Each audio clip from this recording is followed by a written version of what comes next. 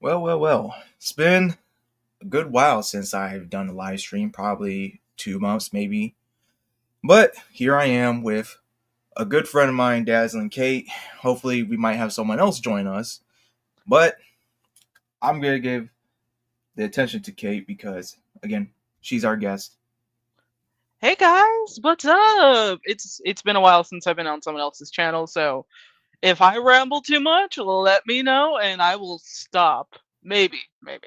That's a good maybe. If I feel like I should, then I will. If not, then you're kind of stuck with me. Yeah, I don't know.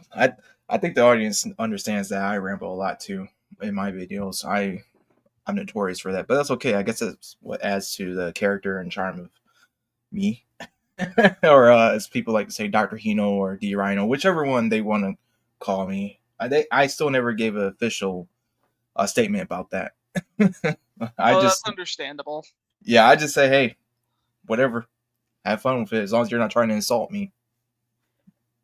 Yeah, But it's still a cool name. DRHINO, Dr. Hino, it catches on. It catches on. I mean, there was also there was a third one was there was DRHINO. I'm like, okay, yeah, that's haven't heard that one before. Haven't heard it since then, to be honest. But I will be amazed if someone starts thinking, "Hey, this is your name Drino?" I'm like, "Oh, wow, okay." But you know, folks at home who are with us right now or not, if you're catching the replay, hopefully this stream doesn't get struck because of stupidity on YouTube's end, because we all know how that works. Uh, YouTube this does not is like my. boobies. I don't give a. I don't give a darn. I know. I don't give it. It's a natural part of the body. It's not my fault that American society has decided to really go off the wall with sexualization. Now, am I kind of adding to it? Yeah, but I'm still trying to. I'm not trying to give you a titty book. I'll be honest. I'm not trying to give you a titty book or anything like that. I'm actually trying to give you a good story that focuses on two supernatural knights that are waging a supernatural war against each other. And yes, there's going to be some fan service. So, we're all adults here. Hopefully, we're all adults here. And if you're a minor, you need to get out. And Please better get yet, out. We do not want to be themed as weirdos by YouTube standards. yeah, yeah, seriously. And where are your parents too? That's the thing. They should be Where's your parents? monitoring you. It's past your bedtime. Go to bed. and you're gonna be on the naughty list. Okay, uh, okay. So, to make this fun, I'll have Dr. Hino tell me all about his book and I will ask questions. If I was like, I'll act as I'm brand new or something and be like asking questions to Dr. Hino so he can give you guys that information, that juicy information about this wonderful story. Let me tell you guys, it is worth your money. You want to give this man your money. You do. You do.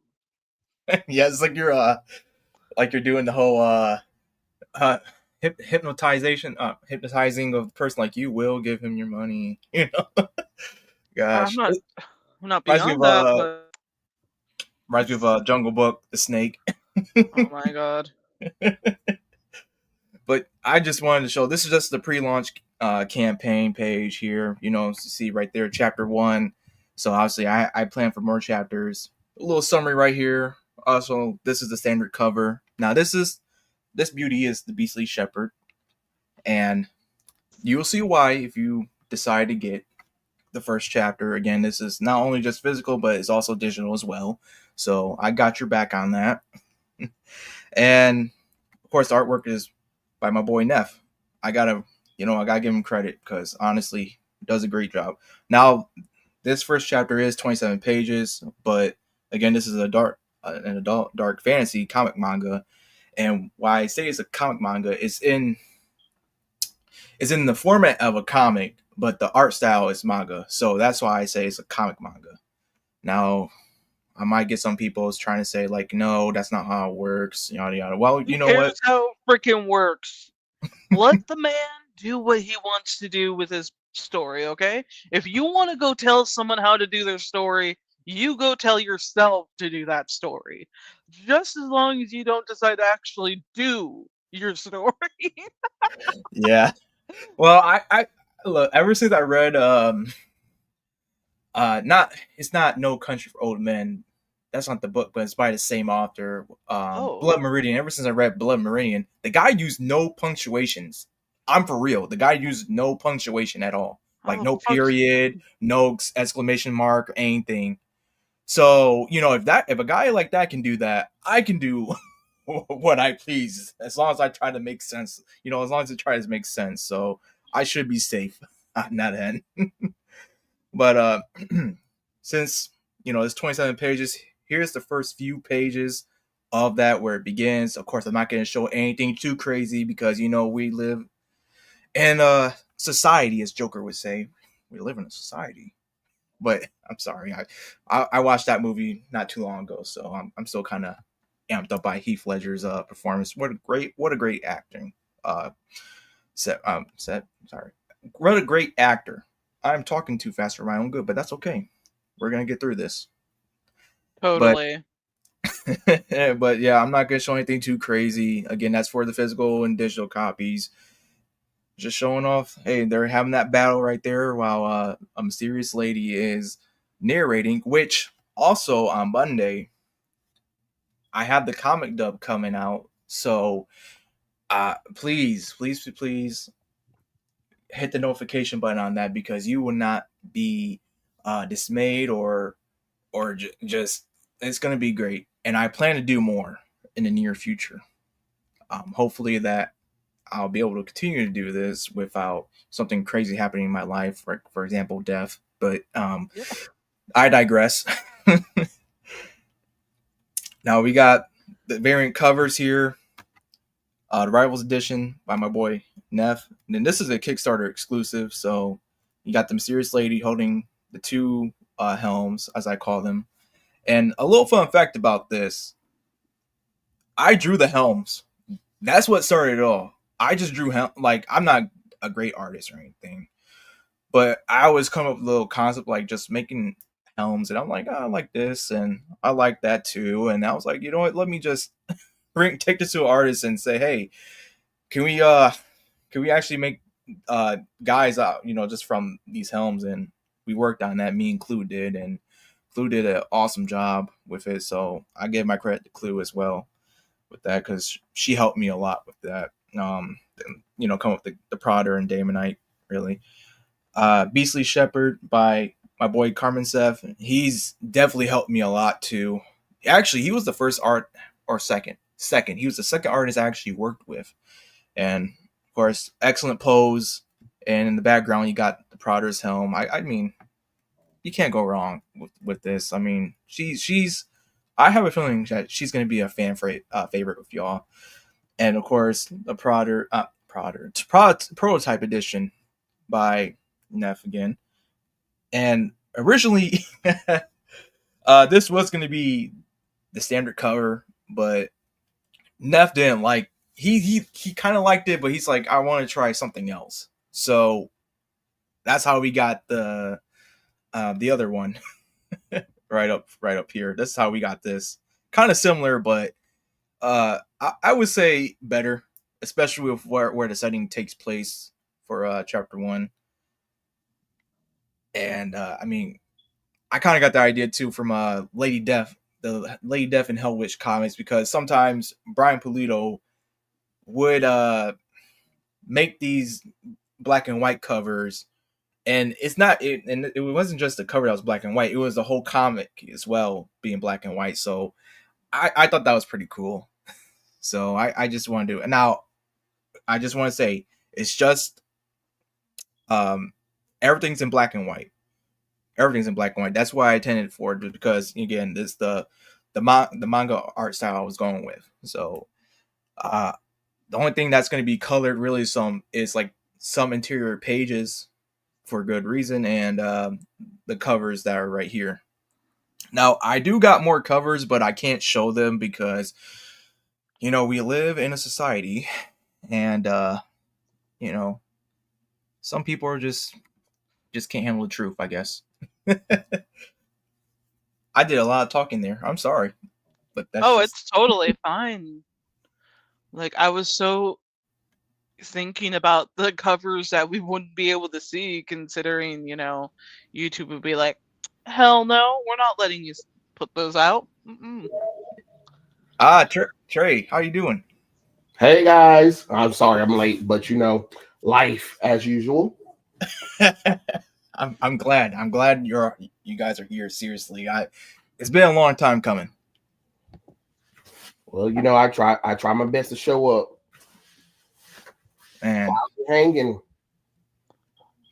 I'm just excited, man. I'm showing my comic, really just proving my worth to now to my people, really, my audience. Just I'm glad. I'm really honored. I'm blessed to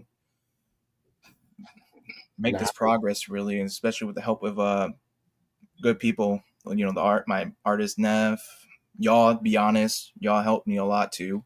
So even if it doesn't exceed, I'm still gonna go ahead and keep doing it, just because I see it as a legacy thing. Now I'm not expecting to be ultra famous or anything like that. And if that were to occur, I'll be kind of scared, to be honest, because I wouldn't want Hollywood knock on my door.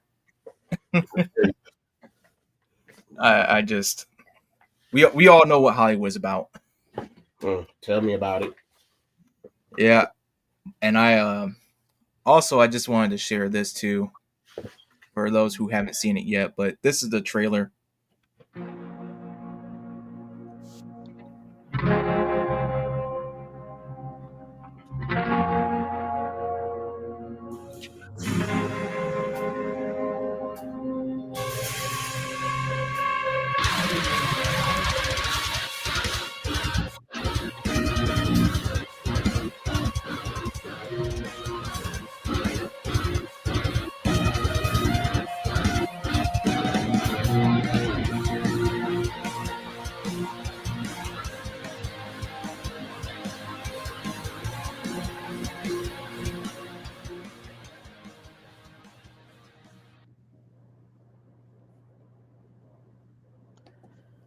Man, I was so surprised that did so well. That resonated with a lot of people. So I mean, y'all, I never seen anything like that getting like a few thousand views in under just a week. So I must be doing something right here, maybe. But man, I'm a little choked up, to be honest.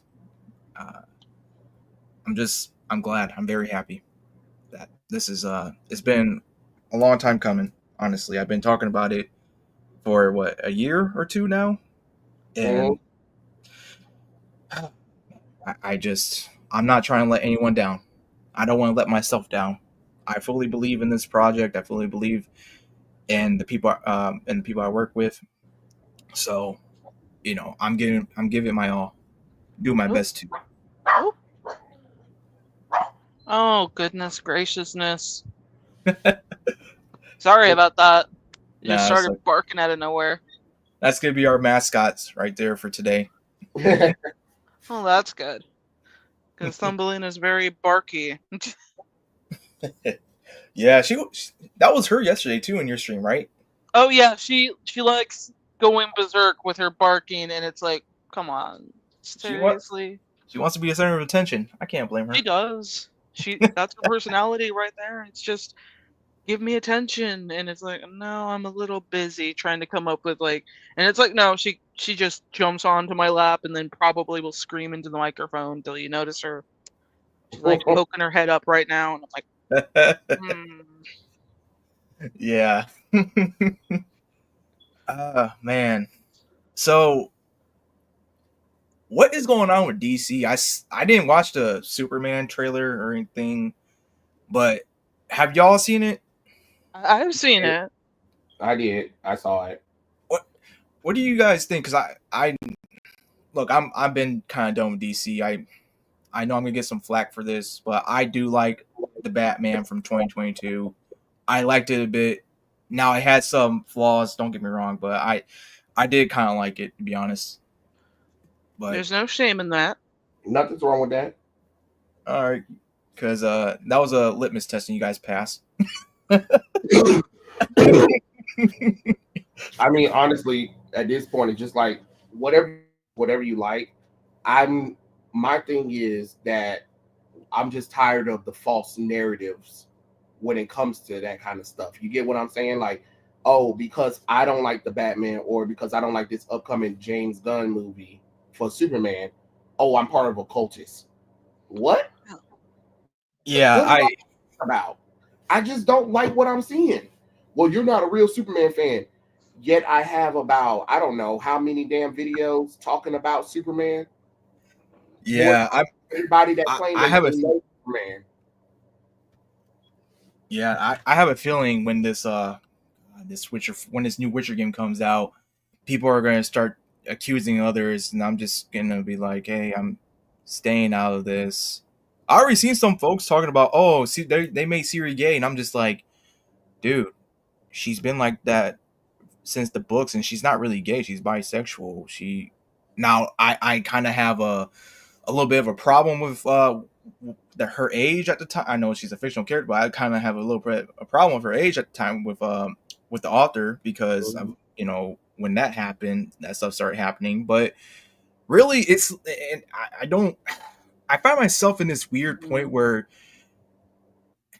people are just saying, "Oh, they're getting rid of Geralt," and I'm like, I don't think so. I don't think they're getting rid of Geralt, but I do believe that them going this route with Siri is gonna make a lot of things just within their lore just go haywire, because that's not how things should have ended. Really, I mean, things ended with their story in 3. We should be focusing on a new Witcher, which from whatever school you choose.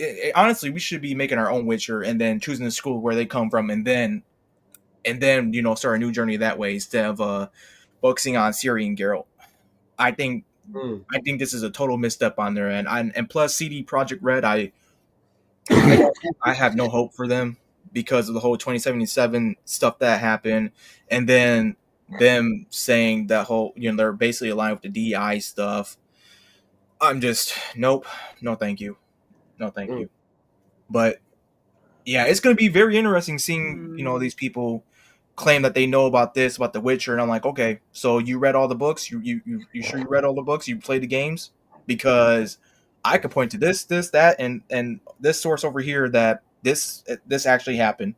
This wasn't made up or anything. You guys accusing people or news reports or whatever, just it being woke. Look, there's always been that element, especially with the Brocklin Forest with the with the dryads and all that too. So I'm just look. I'm being a fanboy now. I'm having a little just a little bit of I don't really know much about The Witcher, but what I can say is I can understand everybody's pushback, because think about it. The Witcher is popular, right? You said that their story ended in Witcher 3. Okay, yes, do a TV show with Henry Cavill in it. Then by halfway season 2 and 3, you pushed them out, focused on female characters, most right, of you being lesbians, and then you said, "Hey, we're going to do Witcher 4, and we're going to have a female character." And even though the character is canonically bisexual, most likely she's just going to end up with a girl over a guy anyway. right. So you're not even giving her the options. So at that point, the audience is sick of it. The audience is sick of it, whether they know much about it. Because I don't know anything about Witcher, but when they said Henry Cavill was playing The Witcher, I said, well, I watched the show and I enjoyed the first season, and I enjoyed the little couple of episodes they let Henry Cavill do something in season 2. But then when he left, I said, well, time to get the hell up out of here, because my interest was with him, because he was introducing me into this world. But because the Netflix treated him, it didn't make me want to jump into the games, because it makes me be like, well, the game's probably going to turn out like that. I'm not saying that the games are like that, but then, oh, look, here come Witcher 4 doing the things that people were just complaining about the Witcher TV show. So I think it was a mistake on CD Red to do the 4th game, focus on Ciri. Like you said, they should have focused on somebody different from the lore that you said, because a lot of people are coming into The Witcher now fans of what they saw Henry Cavill do in the Netflix show, but then didn't like how they disrespected him. And then here come CD Projekt, like, okay, here's a female character that's going to replace our male character, and it was like, damn it, we just did this with the last 2 Netflix series. So I don't know. I just think it was a mistake on CD Projekt Red. Like, you can't tell me that you didn't read the room when y'all came up with Witcher 4. You know what I mean? Yeah, no, they knew exactly what they were doing. That whole diversity inclusion. Hey, Jonan, nice to see you, man. But where was I? Oh, sorry. Yeah, it's a darn shame. And really, honestly, if they should focus on the other witches that we know of, like Eskel. He's from the same school as Geralt. Eskel, and there was it Lambert? Lambert as well. Or hell, you can do you could deal with Vesemir as a prequel. You know who? I mean, people like Vesemir. People like actually the school, the Wolf School, or I can't remember what it was, School of the Wolf or something like that. But you know, it's just, again, the whole Ciri, playing as Ciri. Now, Ciri felt amazing when you played as her in Witcher 3. She was, and it doesn't really make sense for her to be. I mean, it kind of does make sense for her to be the Witcher because her basically her foster dad being Geralt and being a Witcher. I mean, but she's stronger than a Witcher, man. There's like, I understand, like, that's just how she was brought up and raised after when Geralt adopted her, but they're just limiting her because she has the blood of elves in her. That's why the Wild Hunt was after her since her birth, basically. There's so much potential with Ciri that I feel like they're just overlooked. And this also, since we're on the subject of the Witcher games, they're also remaking The Witcher 1, and I did a video about that. And my thing is, how I know they're going to start implementing more of this propaganda stuff is they're getting rid of the cards. Now, I know Witcher 1 is very dated, very, very dated with its control scheme and everything. But when you have these, let's just say these intimate encounters with female NPCs, they would often result in you getting a trading card, but with them like in a kind of like they're nude, really, but they're in like some pose or whatever. But it wasn't really too explicit, not really. But CD Projekt Red's like, we're gonna get rid of that because it doesn't, the common modern company speak, like it doesn't align with our beliefs and yada yada yada. So I just like, okay, well, this game is basically censored now. But and that's what's going to turn people off from playing the game, which is really sad, honestly, to see. Because I heard recently, Final Fantasy VII Rebirth director was like, hopefully, he wants us to play the game on PC, but he doesn't want the characters to be modded where they're being very explicit. And it's just like, you can't tell people what to do. You can't. Gamers have the right to choose how they want to play their games. It's already bad enough y'all put things in there that we didn't ask for and force it on us. But then you want to try to tell us when we have the ability to finally make some changes to something, oh, I don't want y'all to do that because I think that's wrong or whatever. Well, that's fine that you think it's wrong, but you can have that opinion. But if you want me to play your game, if I got the ability to mod your game to make it where I can play it and enjoy it without dealing with all that censored political bull crap, oh yes, I'm definitely going to mod your game. How about stop censoring your game for people who don't play games in general? You know what I'm saying? Like, if you already got a fan base that don't like Final Fantasy VII already, and I'm talking about we're not talking about original or rebirth remake fans. We're talking about people who looked at Final Fantasy VII and said they don't like it at all, just point blank, period. So why are you trying to make the game accommodating for them? Well, what can we do to make the game more accommodating? Well, less blood. Make sure the female characters are more covered up. De-breast the women, especially Tifa, because that's weird. Put a sports bra on her. Make sure that you can't see the death of Aerith because that was traumatizing. Yeah, that was. I was like, I was like, wow. what the fuck? I was caught off guard by that. I was like, why are you not showing it? Yeah, that's what I'm saying. I was like, that's what this game is famous for. Like, no, at this point, I need you to go ahead and put a patch in the game where we actually see her getting, stabbed because it's a pivotal moment. Hell, I wanted to see how it would look in HD. Let's be honest. When I first saw it, I was just like, damn, I don't understand how the fuck that sword gonna go in her damn stomach like that. So when we finally saw it, when we about to see the moment, it's intercut with Cloud hallucinating, which he was hallucinating at the time in the original game, but we still was able to see Zetharoth stab Aerith while we were hallucinating playing as Cloud. So I didn't understand the censorship or the thing when Tifa was trying to show him her scars, like in the original game, she showed him her scars. Yep. So she wasn't even naked or anything, but then they wouldn't let us see any of that kind of stuff. When she sliced by Cloud or somebody in the game, no blood. I'm like, what the hell is happening here? Why are the games of old looking better? And then they're complaining recently. Somebody made an article talking about how people from 2024 aren't playing as many games of 2024. They're playing more games in the past. Yes, because those games were not censored. And they're saying that the new generation kids are going back to retro gaming, picking up retro games so they can play those games instead. And they're trying to figure out what's going on. I don't know. Games start at $70 to $100. They need patching day one. You tell people you tell people what you're gonna censor. You tell us that you don't like it, you're a homophobe, racist, sexist, all that bull crap. And half the game is not even there because you got to buy several content to it in order to get the full game. I don't know. I wonder why. I could never guess why games aren't selling today like they were in the past. Like when we were up, our games were like at least $40 minimum.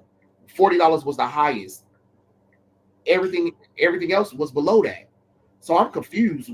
How the hell did we get from $40 games to $100 almost for a game, and a game that don't have hardly anything? Right, because there is no substance these days. And if it's like, oh, we have 100 something hours of gameplay, I'm like, okay, but are we going to be doing a lot? How many of these how many of these missions are going to be repetitive? Let's be honest. Mm-hmm. You're just, and I seen that within Final Fantasy VII Rebirth, where you're climbing up towers and you're doing the activating, like you're in Far Cry basically. And I'm just like, that's final. That's all. Final Fantasy. I understand that. Like I do understand that. Final Fantasy, you get that. Final Fantasy is out of the exception for that kind of stuff. That makes sense because you're playing a JRPG. We're talking about games that are made in America that damn well we don't play that kind of stuff. You get what I'm saying? That's why we let Japan do it. Yeah. Now America's trying to take what Japan doing and try to put it in those games, and I'm like, oh hell no! Like no offense, like you brought up Cyberpunk 2099. Oh fuck, 2077. Yes. I was thinking about Spider-Man 2099. Damn. That's all right. That game shouldn't be over 100 hours. Sorry. No. What do y'all say? The game, I get it. It's a role-playing game, and that's because when I was growing up, the role-playing games here in America didn't take 80 hours. You get what I'm saying? Right. It took maybe like 40 hours, but because you beat the game, they would have bonus features where like, okay, you beat the game at this level. Now you get to play as this character the whole game, or you unlock cheat codes. Can we bring back cheat codes? Cheat codes? Yeah, let's bring that back. Matter of fact, can we bring back action replays and Game Sharks? Yes, I want y'all to. I want to be able to pop in a disc on my PlayStation 5 and search whatever cheats I need, infinite health, ammo, or whatever, and do it. That's why we were able to play our game much, because we had so much fun with them, and the devs knew that. But nowadays they want to censor, they want to charge you for everything. Don't nobody want to play that. Now when I can go back and play, when I can pick up my old Game Boy Advance collection with my Pokemon and Yu-Gi-Oh and Naruto games on there, pop in my action replay, infinite health, or whatever, or a character that you couldn't play as, but I play as that character now. That's fun. They don't even do that kind of stuff. They have to understand, look, today's people, we don't have 100 hours to play a game. Period. So no game in America should be over 100 hours. Honestly, the games need to stop at least 40 to the 40-hour mark, because a lot of times, like you said, it's repetitive. It is repetitive, and y'all copying JRPGs. RPGs are made like that. They're on purpose for that. But not all the games. And then, please, games, stop trying to make everything realistic. I don't care about graphics like y'all think we do. Yeah. I just want the game to look nice. That's it. I'm asking you to make them look. You know what I'm saying? Like, okay, for instance, look at Dazzling Kate's logo right there. I would have no problem if a game looked like that, as long as it was fun for me to play. Right. No, exactly. They will take her character model and try to elevate it as realistic as possible and render all of the nonsense, and you're just like, oh, and make her masculine, and make the character. Oh my god! Don't even make me think about that. Like what are we doing? Can we just can we keep the character what it is and just give me a cutesy game and call it a day? I don't need realism in everything. And I don't. There's only so far realism can really go. Yeah. Right. It's so if you annoying. overdo it, then it's like, okay, just imagine you have like a super simplified game, and then you're just like, you're making it look more detailed and more like there's only necessary the only necessary moments I can really think of that being good, not super, refined, detailed and stuff, just like, realistic somewhat looking would be something like a Last of Us kind of game. Not Last of Us Part 2, no thank you. Yeah. And that would make sense, because you can easily connect and see, a person. But when it's something like, targeting each other with guns and stuff for like funsies and like, it's like no, that doesn't really help anything. It just, especially when they're it's overly done. Especially when they're first person. I'm like, so wait. You put all this design in these characters and models, and we're in first player mode. Why? So not only did you waste all this money on modeling every character, but we're stuck in first person mode. Oh god. Oh god. My brain, like, for that intergalactic profit game. Can I just say, like, one thing I really hated during this time was how everyone was attacking Laura Bailey. Like, I'm a huge Laura Bailey fan, and it's like, blame Neil. Don't blame the actor. Don't blame the actress. Just blame Neil, please. My thing is, they just need to admit she was trans. It's okay. It's okay, because we knew because that's not a natural woman. You can't, first off, this is a 20 years after the world done fucking ended. A woman would need steroids to keep her arms like that. There is I know damn well medication ain't going on like that. Whey protein is no longer existing, guys. Yeah. It's gonna be like, you're gonna have to get your like protein from like animals, and there's not that many animals you can really eat to build up protein that much. Exactly, because people have to understand, in order for a woman to have that kind of physique, she has to eat 10 times more than a guy. Yeah, and it doesn't help matters that you gotta work harder too for all that, exactly. Man. Yeah. I was just gonna add something that really irritated the shit out of me was that the fact about them making her this way. It's like, no, at most, just like, she's not gonna look like this. She's at most, it's probably just gonna be like flat like a board. Like, because everyone's already looking for food. You're not gonna have somebody with big bouncy boobs or muscles. Even for the guys, that's like you'd have to live on your own in a place with lots of food, and it's like Yeah. that's barely there. Okay, that's barely there. Some people was like, well, y'all didn't say anything about Joel being muscular because he's a man. He has testosterone and he's been fighting throughout the place. Like he's literally using his muscles. Of course, he's gonna keep it on because he's physically using them. He's eating those ration protein bar things all the time. Yes, it doesn't take a man that long to keep the whole muscle. But for a woman, if she wants that kind of muscle, she gotta constantly work more at it. We don't. What they should have did? If they really wanted Abby to get over well with people, they should have gave her like the physique of like Xena the Warrior Princess. Like, yeah. Honestly, it's like I don't know why they didn't go. Like, here's my thing. I don't know why they didn't go the Resident Evil route where you basically change the character every fucking game, and then you just like have a game with just her in it. Then you can throw her and Joel into like game 3 if you really want to go down that route. If you really want to, but it did not go well that they tried to merge those two things into one game. Yes, I get that it's groundbreaking and defeating the usual routine of storytelling, but the problem is that you don't really have people, responding well to her when she already killed off Joel. It's like yeah, and those leaks, they didn't help themselves too with those leaks, and they were banning right. Yeah, they were copyright everybody, and then to make it worse, they were literally buying up the awards or whatever to try to say how well it was. Like how did you beat Doom Eternal? What else came out in 2020? Ghost of Tsushima. Yeah.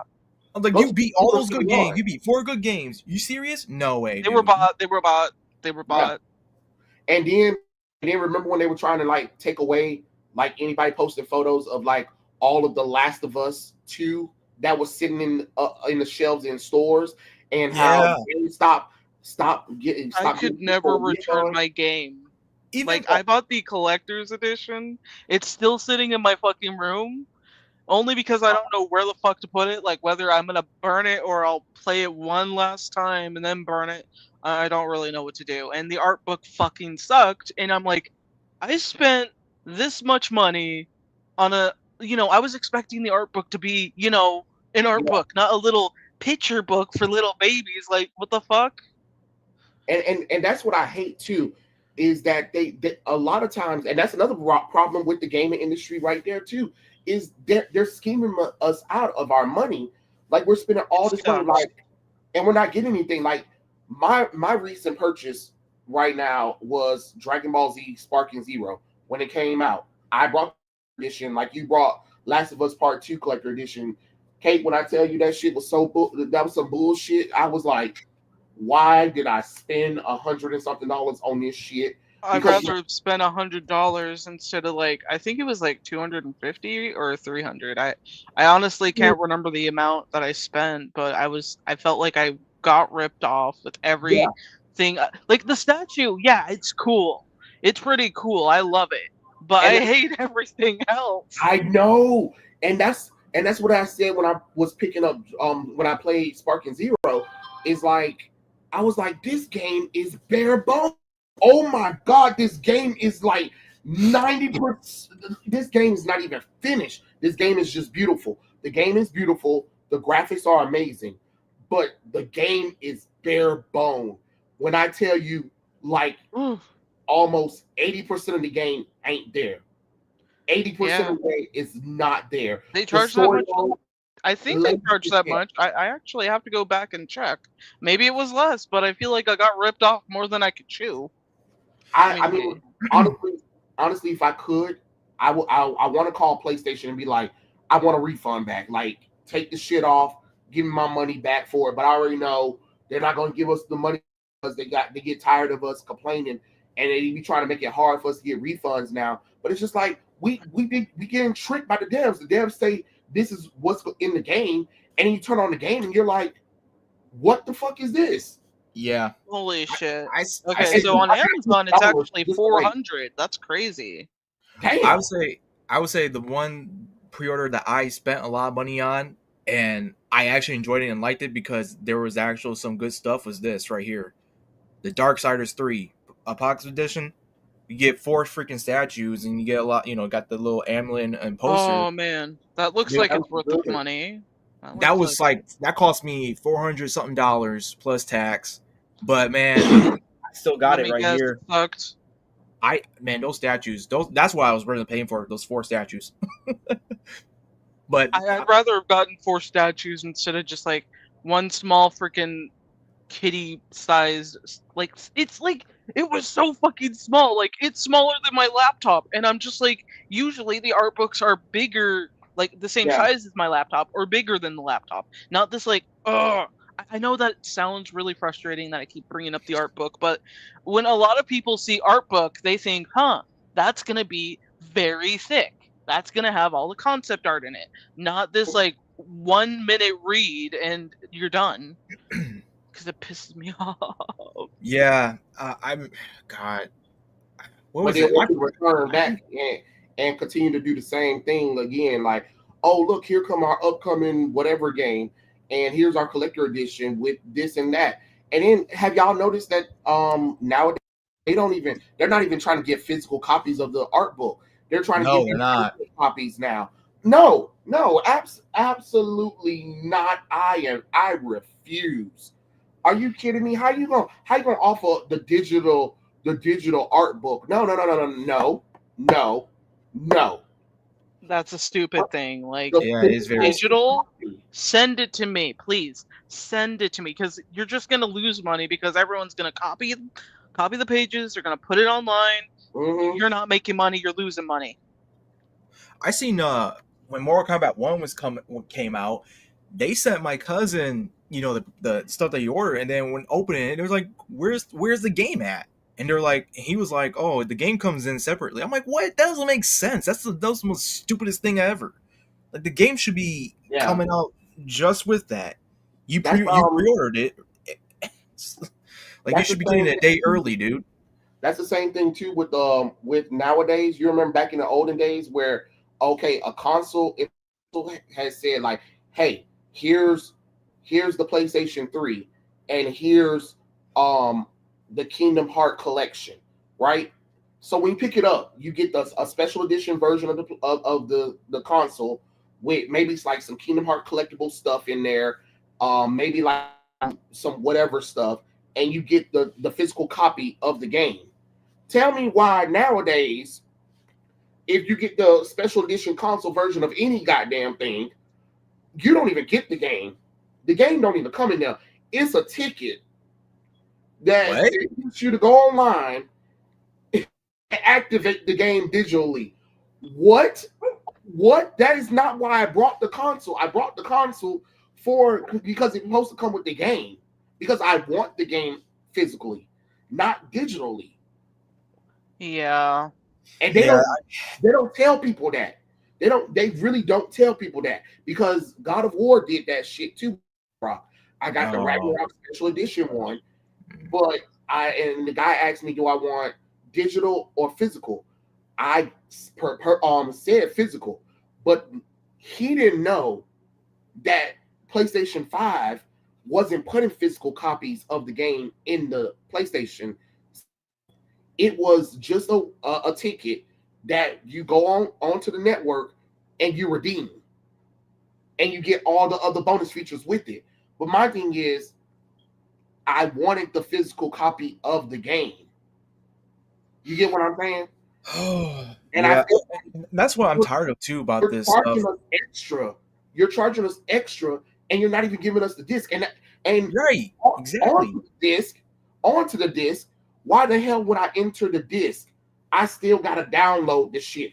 That don't make sense. Yeah, so and for some reason it needs online too, for all that. That makes. So what's the point of the disc? What is the point of the disc if I gotta download, wait for it, blah blah blah blah, whatever? That don't make sense. When back in the day, when you got the disc, you insert that hole in there, and bam, the game starts up. Starts playing. Right. You didn't have to wait 2 hours or maybe even more just for it to get, finish its first section of downloading. Then you gotta pop in another disc for it to actually download again, like what they did with 2077. Dude, I'm kind of sick and tired of it. Excuse me. Really, and no wonder why people are going to PC, or a lot more people are going to PC, because they're tired of it too. Especially these consoles trying to phase out the physical media, and it's like, okay, I was like, even then we're not really owning the game, because y'all, it's been proven that we're just buying licenses until it runs out.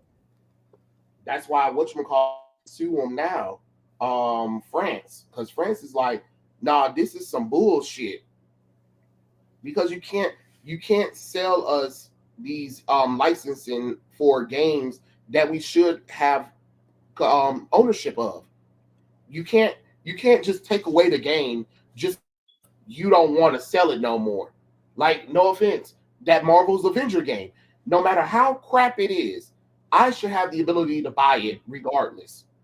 And for you to take that away from me or remove it because whatever is some bullshit. I paid for it. It's my game. But now all of a sudden you can take it away from me because y'all don't want nobody else, y'all don't want people to play it no more? Well, that's SOL. Yeah. Because if that's the case, give me my money back. Yeah, that's what I'm trying to wonder too. What about the people who bought Concord? Has that ever? I didn't hear anything else other than it being shut down 2 weeks. Did people get a refund for that, or no? You know what? That's a good question. Actually, I don't remember hearing people getting refunds back for it, but yeah, they probably should have. I'm about to look it up, but knowing Sony nowadays, very very incompetent. I wouldn't be surprised they didn't, because they make it so hard to refund a game.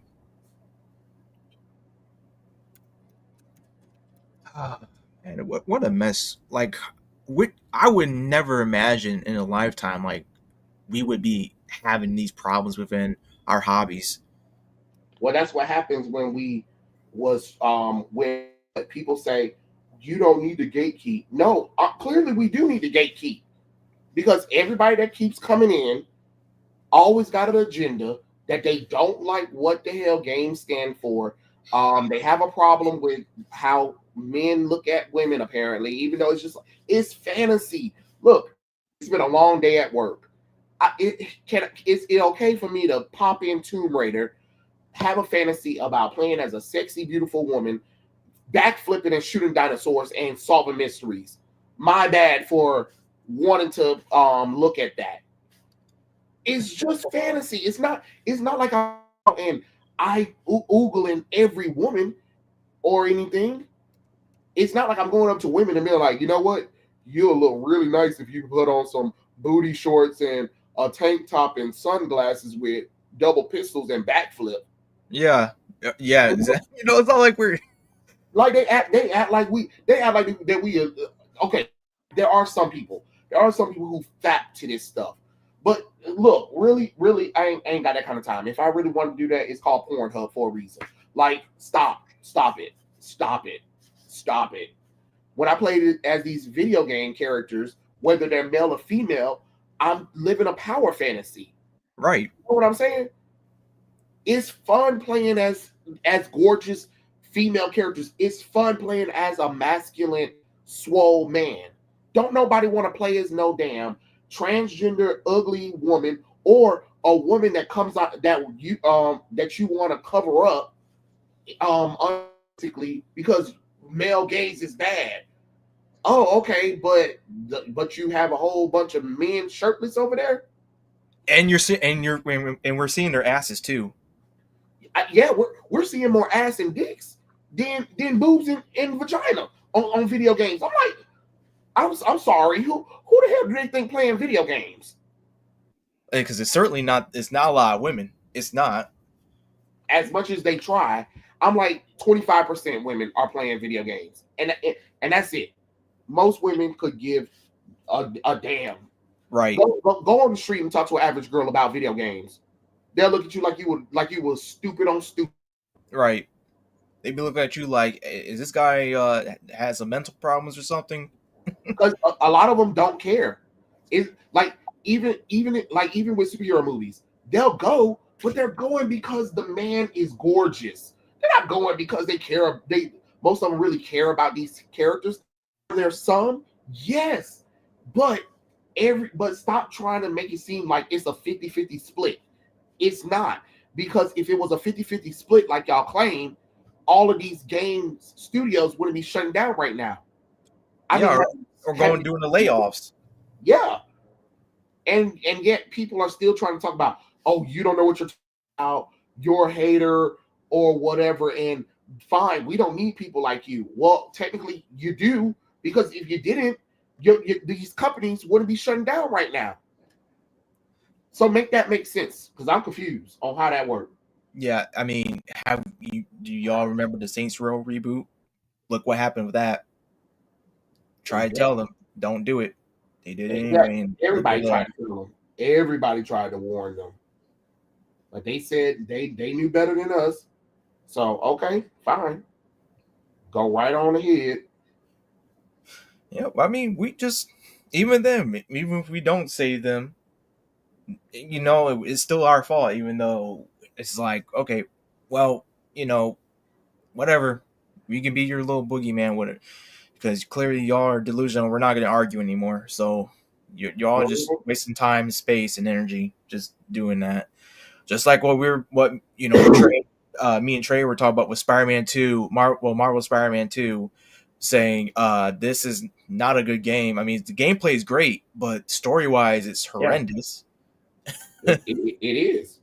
And, you know, we literally getting thousands of freaking comments saying to us like, oh, we don't know what we're talking about. And then when the Game Awards came, it didn't even get a nomination or anything.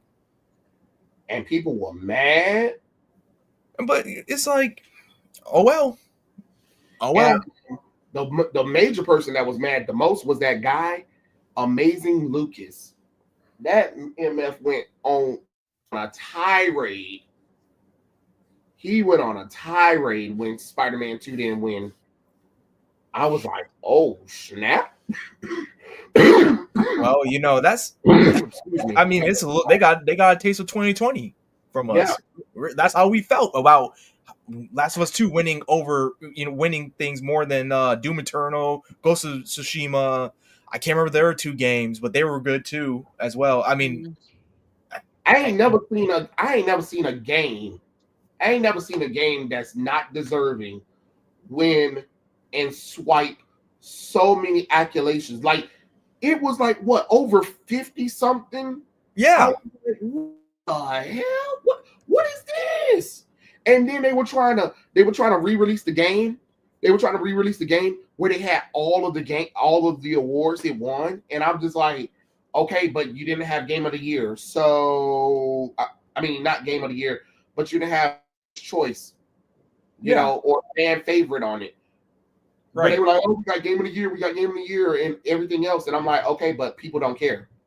And Game of the Year don't even matter anymore. Now, if it was like 2009 or, you know, it was, you know, the late 2000s, right, it would have meant something. But nowadays, it don't even mean anything because we already know it's paid for. Yeah.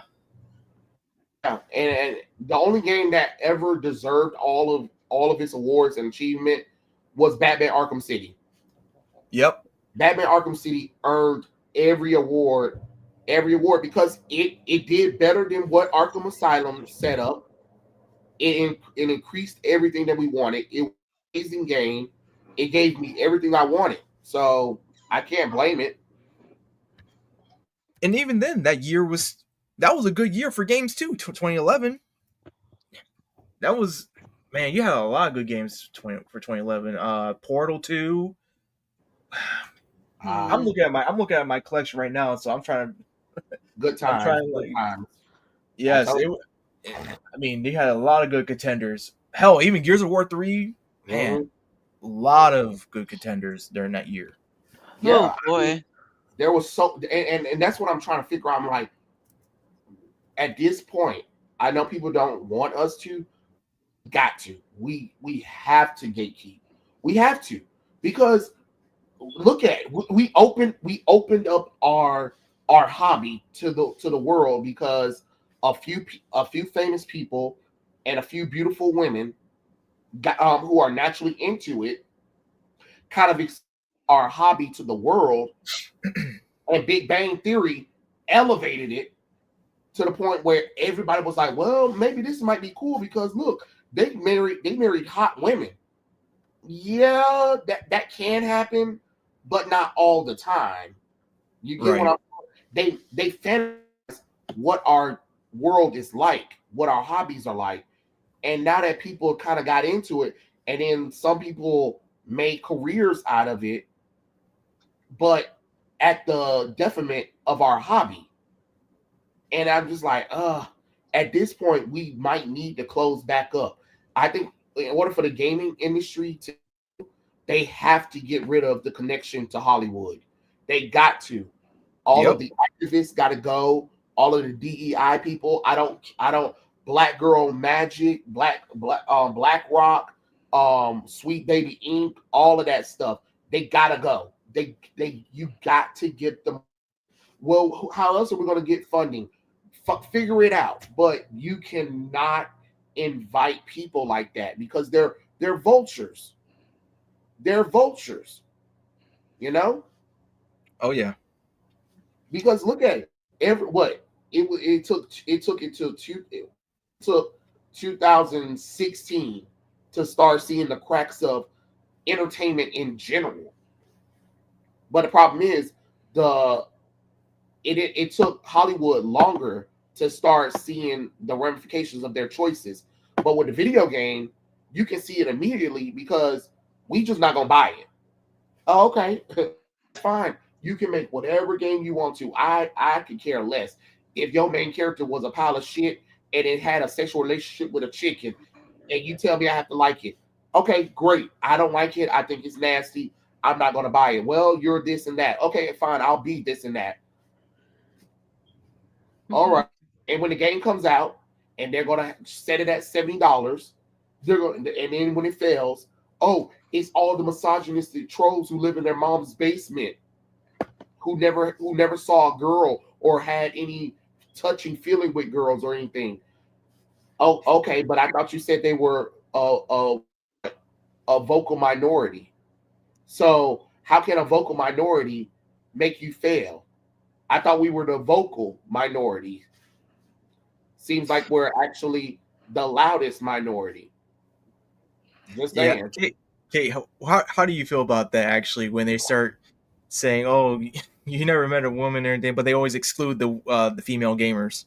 Oh my gosh, it's so crazy. Like, I can tell you a lot of stories where, oh gosh, like going back to high school memories, it's like it was like if you told anybody you were into gaming, then you'd have to fill out this like whole quiz that the guys would ask you, and you'd be like, "Are they for real?" And it's like, "They're for real. Let's either answer them or we don't." And it's just like with the thing that's going on for the last decade with the bullshit, it's like the wokeness and shit. I think it just made it worse. It made it worse. Oh yeah. And now it's like if you say like if you're a woman and if you're into this, then it's like you're either gonna be you're gonna be like, oh yeah, like you're totally welcomed. That's A, maybe. B, you might get asked about a lot of things, and it's like 3 C, whatever the fuck. You're gonna get blamed for something, and they're just like, yeah, I'm just gonna take this conversation somewhere else. Thank you for your time, sir. I'm just like, I'm just rewinding back, and I'm just like, oh gosh, this is why I don't go out into like public and talk about gaming. When I'm on private on like my streams, well, I mean that's still public, but at least people know what I'm doing, and it's like I'll probably get the occasional person who will send me a message, but that's just it. It's not as bothersome as it was maybe like if you're doing it face to face with somebody. I don't know why it's easier for some to do it face to face. Not judging. It's just crazy how it's developed. Like, it's a different experience for everybody, and it's like, oh god, if people actually knew me more deeper about the games, they would probably be like, oh, that's really nice. That you're actually taking your time to understand this, and whew, damn. Sorry, I'm just like overthinking and overstimulating with the information of the last decade, and I'm just like, oh gosh, I'm jumpy about it. I'm jumpy, and I'm also working while I'm also talking, because I am trying to make sure I get at least a part of this finished. And oh my god, I hate that hand. No, it's all good. Damn. I'm so sorry. I looked up for a second because I was doing something, but I was listening. Damn. That's pretty impressive. It is. Damn. That's Neff right there. Neff, I he's gotta he's a say, great artist. details are on point though. Details, I'm For loving real. the perspective here. You could easily just do it the flat way and just have people see it that way, but like with it being tilted down to the ground, it kind of like brings it out more. Yeah, he loves doing the angles like that. He loves his angles. I mean, Oh, yeah. honestly, it's very catching. It gets your attention very quickly. It's like, okay, you had me at hello. Mhm. Yeah. I mean, look, my audience and your guys' audience, they heard me talk before. They seen what I do and work on. So this should be nothing new to them, and hopefully to anyone. If you're some weirdo who says you support women and you believe all women, well, first of all, I don't believe you because you're probably a closeted abuser or something like that, or some weirdo. Yeah. Yeah, you doing all that. And second of all, for those who cry or whine about, oh, you can't be showing this and that, well, too bad. I am. What are you gonna do about it? I mean, let's be honest. Y'all clap for bestiality in games. Not the audience. Not my audience.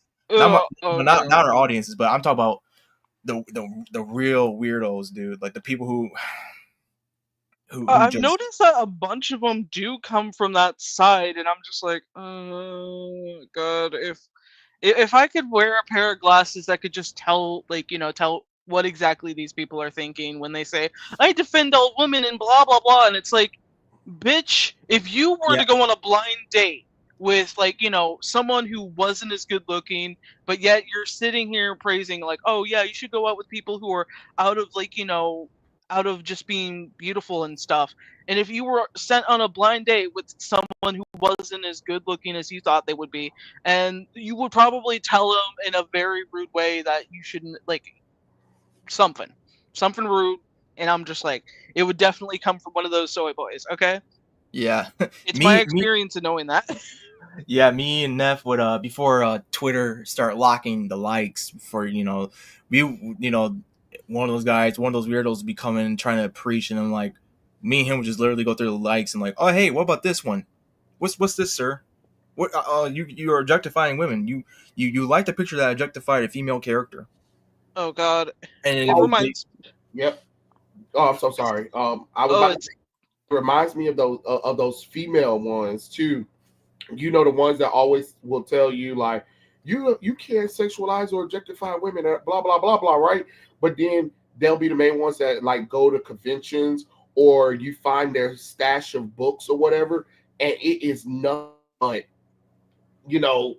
objectifying women, and it's their fantasies of them being powerful and sexy and all that kind of stuff. And I'm like, wait, I'm confused. Time out. I think they're worse than the male feminists. You just said that that women shouldn't be objectified or sexualized, but then what are you doing? What are you doing? Yeah, they're the ones that I'm very concerned about, because Especially they be trying to put like a collar around you or something like we ain't doing that. Oh yeah.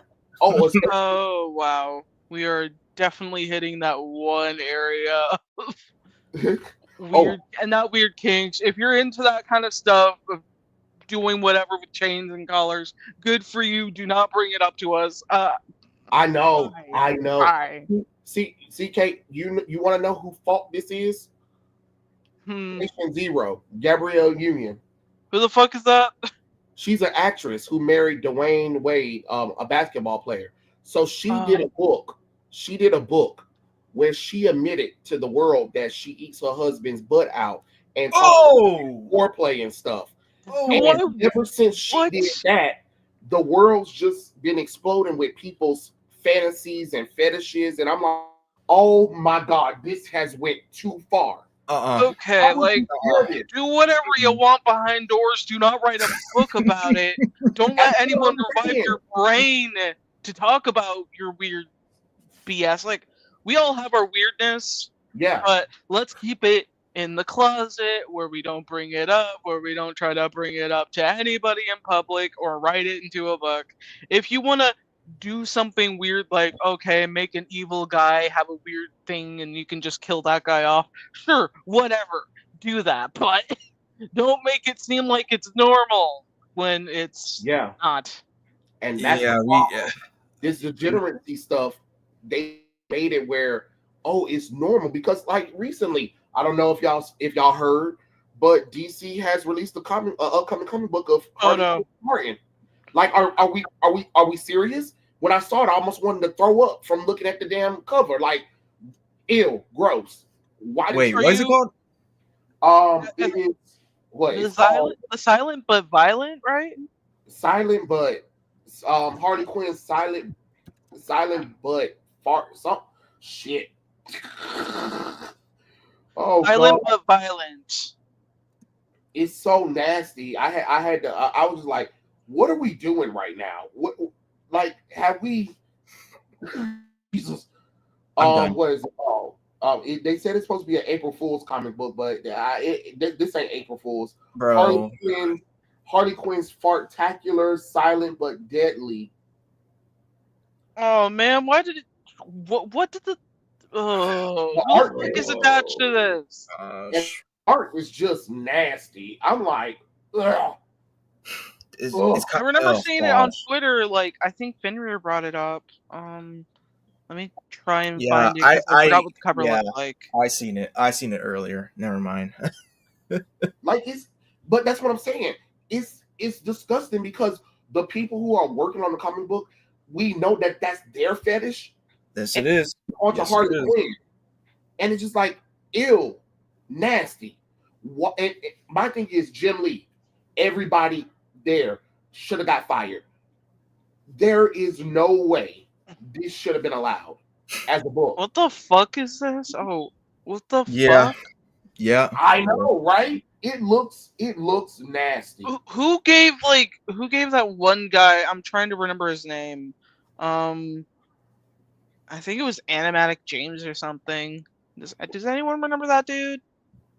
I never heard of him. He was this dude that was like this big animator, but it turned out he had like this like fart fetish. Like, whatever, you do you, but keep it to your fucking self, please. Please don't try and ruin it. And now it's just like, all this like cover art. Like, you're wasting so many people's potential and to make. Yeah. They could have done something else that was April Fool's. Like, I don't know. Like, I don't know. Harley Quinn April Fool's Spectacular. Like that. Right. It's easy. Exactly. That's easy. See, fixed it. We didn't have to include butt. We didn't have to include the silent but violent. We didn't have to include any weird gas jokes. Like, what the fuck? Yeah. It does not help matters that. Oh no. And the premise.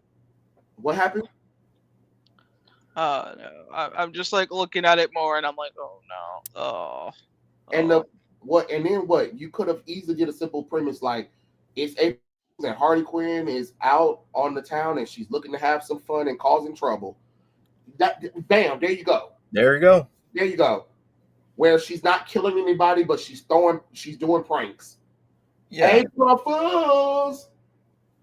The only fart joke anyone probably remembers is the whoopee cushion, and that's it. Like, we don't need fancy smancy bullshit of like making it look amazing. Like, what? Why the fuck is she? who the fuck is wearing that thing? I know. Holding cans of beans in this like realistic, oh, pull my finger joke. Like, No, thank you. No. And I'm apparently not she's saying been holding parts for 32 years. Gross. you just ruined a character in less than without even trying to push a relationship with Ivy or anything else. You just kind of went forward and did a gas joke. You just went full as Robert Bomb Downey. on that. You know, like, look, I'm about to give the audience something better. Look, this is something they don't have to worry about. This is a competent comic in the style of a manga. You guys don't have to worry about that weird stuff. Now, yes, there is some nudity, but we're not to the degree it actually serves a purpose. But it's not going to that whole fetishizing wherever. Oh god, dude, I can't believe they did that, bro. It's one thing if you're like doing super sexy poses and stuff. That sells. Farts. That's a very small market there. That if you're into that, you'll probably buy it, maybe, possibly, but you could probably just wait a couple of months or days when it comes out and just read it then. It's not like you really want to spend that money, right? I saw somebody trying to argue, well, there are people when people piss and shit on them, so this is the same thing. No. It's borderline of that. It's getting close to that, and I don't want to know if the DC is going to do that. I don't want to see DC do that. Then it's like, well, I guess I'm going to start my own company then with a couple of monkeys or something. At this point, all of us nerds need to just pull our money together and be like, Warner Brothers, give us DC. You're done. No. We tried. We gave you 100 years with them. We're done. No, give us back the characters. Because it's stupid. This is not like I'm sorry. Like, for anybody to even sit up here and try to justify this, and there are people online trying to justify this shit, it's gross. And then they brought up that stupid Batman and Harley Quinn clip where she was like, "Let me go," and he was like, "No, well, I'll fart," and stuff like that. He was like, "Okay," and then she farted, and then Nightwing's trying to get out the Batmobile, and Batman was like, "It's not bad. It smells like justice," and Nightwing's about to throw up. And I'm like, don't remind me of that one. Yeah, I wasn't trying to. First off, everybody hate Batman and Harley Quinn. Like, why? What? Like this? No, it's completely ruined that genre of ship for me. It's just remembering that. No. Look, I'd rather see the Bat Dick again than as a cover than this. To be honest, let's think of something that isn't this. Oh God. I'd rather deal with that. Somebody in the comments, please tell me something positive. I don't want to remember this. I beg, anything, even if it's just you waking up to find, I don't know, $1 under your pillow. I don't need to remember what we just talked about now, please. I beg. Like, I'm being for real. Like, excuse me. Like, I'd rather deal with this again. I'd rather deal with this again than this new. This is just. I forgot. What's happening here? What's happening here? What? I forgot they drew Batman League in the comic book. Oh yeah. I'd rather deal with that again than this new stuff. I ain't gonna lie. The man is packing though, but still. Oh God.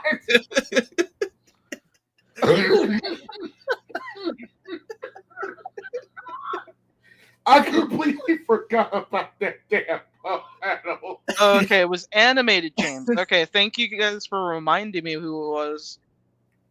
So good at animation, just I did not need to know about his Twitch account. So I seen some news about Hell of a Boss, and I'm so done. I'm so done with yeah. Vizzy I watched the latest episode. only because I really wanted to know what was going on and seeing if Stolas actually, gets his just desserts or something. Because I'm sick and tired of that freaking. I'm sorry. A lot of people will hate me for this, but I hate with so much Stolas's attitude towards things. I'm sorry if I offend somebody. Not really. But I just can't. I can't with the storytelling. There's only a few things I really enjoyed about it, which was only the other characters outside of Stolas and Blitz. I'm just saying. Oh wait, what happened? Oh, have you not? Oh, are you into like Hell of a Boss? Who? Oh my goodness, Has Been Hotel, the people who created Has Been Hotel. What? Okay, good. Oh my god, that's how I wish. Shine. I Okay, wish so I wish I never heard of Has Been Hotel Hell of a Boss, because after Has Been Hotel season 1 and the leaked stuff from season 2, I'm just like I'm not even interested. I'm so done. I'll break it down for you, Trey, so Oh. you can understand in simple terms. Okay. So, Hell of a Boss and Has Been Hotel are in sort of the same universe. It's just not mentioned due to the fact that Hell of a Boss is a YouTube series, but Has Been Hotel is a Netflix series because it got picked up after its pilot was, put on to YouTube, and now, okay, there's a full season 1 of Has Been Hotel up, and Hell of a Boss. It gets slowly updated over time. It kind of jumped up this past season, but it's going to be a while till season 3. But both series are musical based series, so warning ahead, if you're not into musicals, this might not be for you.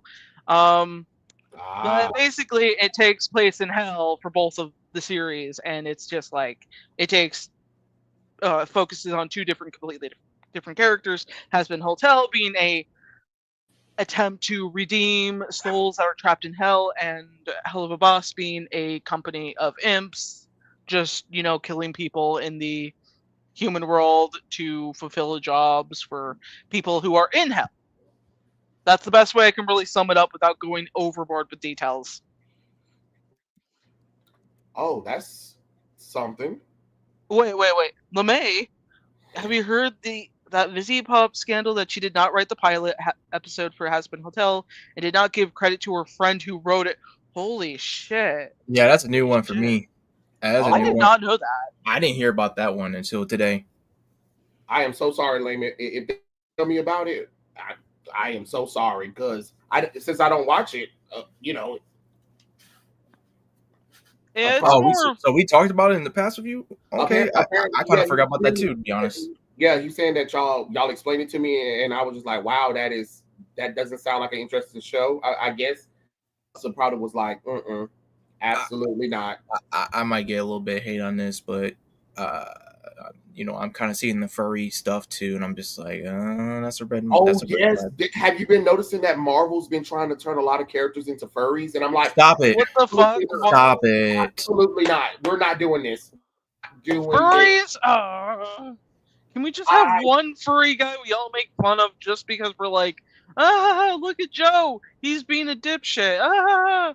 He thinks he's actually a raccoon. Like, can we have something like that? I know that's mean, but it's just like, in a lot of ways, you can do whatever you want, but my impression so far has not been good with like furries. I ain't gonna lie. They creep me the fuck out. I'm sorry. I try my best. I try my best. Turn serious things into something very less serious, like werewolves. I'm a huge werewolf fan, but am I gonna go put on a fucking suit? No. Maybe something different, like ears, if I'm like mid transformation for a cosplay, but never going into the territory of putting on a damn suit. Hell no. No. I'll just I'll stick with the monster girls. Thank you. At least they actually are part human. I mean, because you do see them at conventions, and Lord have mercy. You wonder. I ain't gonna lie. Like, everything in me just want to beat the fuck out of them. They're probably the most nicest people on the planet, but just seeing them in a fuck, ooh, I want to beat them up because I want to take them out of it because I'm like, stop it. Yeah, it's not pretty. It's not pretty. I don't know. Super frustrating. It creeps me the hell out. I don't know why. I can't explain why it creeps me out, but time I get near a furry person or I try to, because conventions have them, and sometimes there was like an army of them one time walking through, and when I was at a convention, and I was just like ready to like, oh, I'm ready to mow all y'all motherfuckers down, and I'm just like, if I could destroy y'all costumes with a thought, I would. Like, how?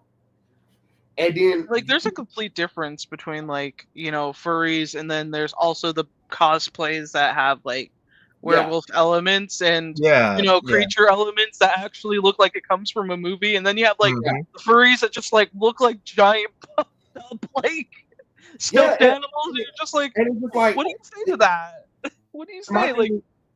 Like you said, my thing is, okay, so, when we were growing up, we had people in these costumes, like, okay, like when we were growing up, Barney and Friends, Teletubbies, we know that there are people in those costumes, but that makes sense because they're playing a character on TV.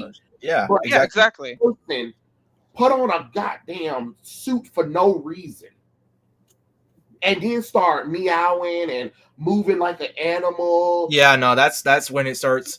And look, I need to clarify. Bullshit. I'm like, okay, let him clarify. I need to clarify a little bit. I'm fine with the furries. It's just the ones that are like what Trey explained. Like they start doing that stuff, especially what Jonas says. It's for a sexual reason. I'm like, don't be doing this out. Public. That's even worse. Like, don't even start doing this out in public near me. Even the women who dress as monster girls, I was like, don't. Yeah, come on now. We got kids around here. Yeah, public stuff like that. Hell no, do not do that in fucking public. And keep it to yourselves, please. Jonan, right too. That's another problem too. Is we see a lot of it in Pride Month too. That also leaves a bad taste in people's mouths too. That just makes it even like harder to even get behind you. Like, okay, you want me to be on your side, but then what am I seeing? What am I seeing at a pride parade? I'm seeing you dressed up as a furry in a sexual pose, promoting it and talking about it's safe for children. It's even with the suits too. It's even with the suits. Some of the suits are just, they actually, like, some of them have breasts on there, and I'm like, dude, what is going on? Yeah, they do. Like, okay, so if a female or a male is wearing one of those and they're supposed to be whatever, they can actually have body parts on the front of the costume. That's okay. Well, because animals, they have their. Yes, I know what animals have. No, but not in real life. Not in real life. I mean, not okay. Most animals don't stand on their two legs. Okay, so we don't see all that stuff. But that don't mean that you do it. It's weird. You can't convince me. You can't convince me that is a normal thing. I'm sorry. I'd rather you put on a Pokemon costume before you put on a furry costume. Please, here's a Pikachu costume. Shut up. Put it on. Give me the furry costume. You're Pikachu today. I don't care. Your mom don't put Pikachu in weird poses, please. No. I'm not saying what. Okay. I'm just saying, like, I'd rather furries. I'd rather prefer seeing people dressed in a Pokemon costume before I see furry. That's all I'm saying. Oh, okay, that makes sense. I was gonna be like, you're not handing them furries the Pokemon costumes. Oh God, no. Let's not even. Pokemon and sex don't even need to be together. It's already bad enough when you type in Labani. Okay. No. Flashbacks. Terrible flashbacks. See, wait, hang on. LeMay has something good. I had a classmate from college who was a furry with a costume and everything. Very talented animator. She told me a story when she got creeped on. I'm like, why? It was just a cutesy yellow dog suit. And that's the thing too. If it's just, there's nothing wrong, like, if it being cute and everything. That's the costume. That's the whole point of the costume. But dude, you got some of those weirdos too who are not furries, and they'll be creeping on people just to be. God. And look, it's not me bashing furries, it's me bashing the weirdos, the people who actually will try to do non-consensual activities with people. Let's just say. Yeah, I think another thing too is that when people are furries, they do make it their entire life. So it's not like, oh, I'm dressing this up while I'm here at this convention. No, this is when they go home, when they go out in public. You know what I'm saying? It is not that gets me a little worried too. It's even heck, Trey. It's even with some of our people too, the weebs, and it's like, bro, you're not Naruto for real, dude. Like this is the real world. This isn't every day. Like, take that thing off. Take that thing off. Reserve it for your photo shoots. Reserve it for your con appearances. Just don't make it your everyday. Like, fine, work on your stuff during the every day. Like, work on your cosplays, whatever. But if you start acting like severely like you're in a game and you're in a show or whatever connected to that piece, therapy, please. Therapy. Yeah, if you actually start believing that you're this other person, you need some severe help, man. Like, and they're going to throw in again with another good point. You never know who's in the costume. He's right, because you don't. Like, could you imagine walking, and then this person come up behind you that's in a costume and trying to ask you a question? You're naturally like punch them in the face or something, or run away, because you don't know. You don't know who's in that costume. And that's another thing too, is like, you don't even know, like, oh, they're like, they may come up to you, like, seem like, hey, let's have a picture, and then next thing you know, they stalking you because you don't know what they look like, and they somehow got a picture of your license plate number. That's, dude, there's been stories of that. Like, no, LeMay, don't. No, we are not going back to that one. I'll talk about it. I'll talk about LeMay, but I mean, it's not going to be good for everybody. I'm just saying. I'm still trying to get over the trauma with Harley Quinn. Okay. Oh, it is something else, and I don't know what's going on, but I think now we're probably at peak. Everybody's over it. You get what I'm saying? Like, oh yeah, 2016 to 2000, probably now. Yep. I think everybody's just over it. Everybody was like, all right, we've had enough of this. I think all of us has just been like, all right, we're done. We're done with this degenerate shit. We're done with fetishes and stuff being put in our face. I'm over it. I want everything to go back. At this point, I want everybody to be conservative. I don't want to know what your little nasty fetishes is. I don't to try to tell me it's appropriate to do anything anymore. You live your life, but you do what you need to do in private, not in public. We're done. We're done, because y'all have went too far at this point. Yes. I want everybody to be boring outside, and in your personal life, you can be nasty, gross, and all that guy stuff. Yeah. Just let us not be traumatized. Yeah, we're not doing that whole. Oh my gosh, we're not doing that whole. What was that show again, Trey? The Creature Commandos, and they were showing Miss Frankenstein and Dr. Frankenstein. Yeah, Frankenstein and Dr. Frankenstein, the Bride of Frankenstein, his daughter, and he's over there fucking her. I'm like, yeah, and I'm just like, what is going on, dude? You created her. She's your daughter. Yes. Why are you doing this to her? And then the husband is just watching, and then she gets mad when the husband kills Dr. Frankenstein. What did you think your husband was gonna do, stupid? Like, I don't know. And then people are like, oh my God, this was amazing. What was amazing about this? What was amazing about this? Nothing. And that was basically Frankenstein's father. I mean, Frankenstein's monster. That's his. And then you got what? Then you got Rick Flag Sr. smashing what, a 17, 18-year-old girl. It doesn't matter. She's still royalty, and you shouldn't be smashing her. What are you doing, James Gunn? In the real world, that would cause an international incident.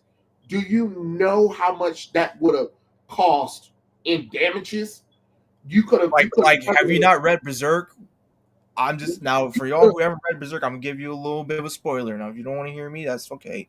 But in Berserk, when Griffith, the part of the Merc band, the leader of the Hawk, I mean, even though he basically ascended to like some sort of noble, he wasn't really viewed as being a noble because he came from commoner background.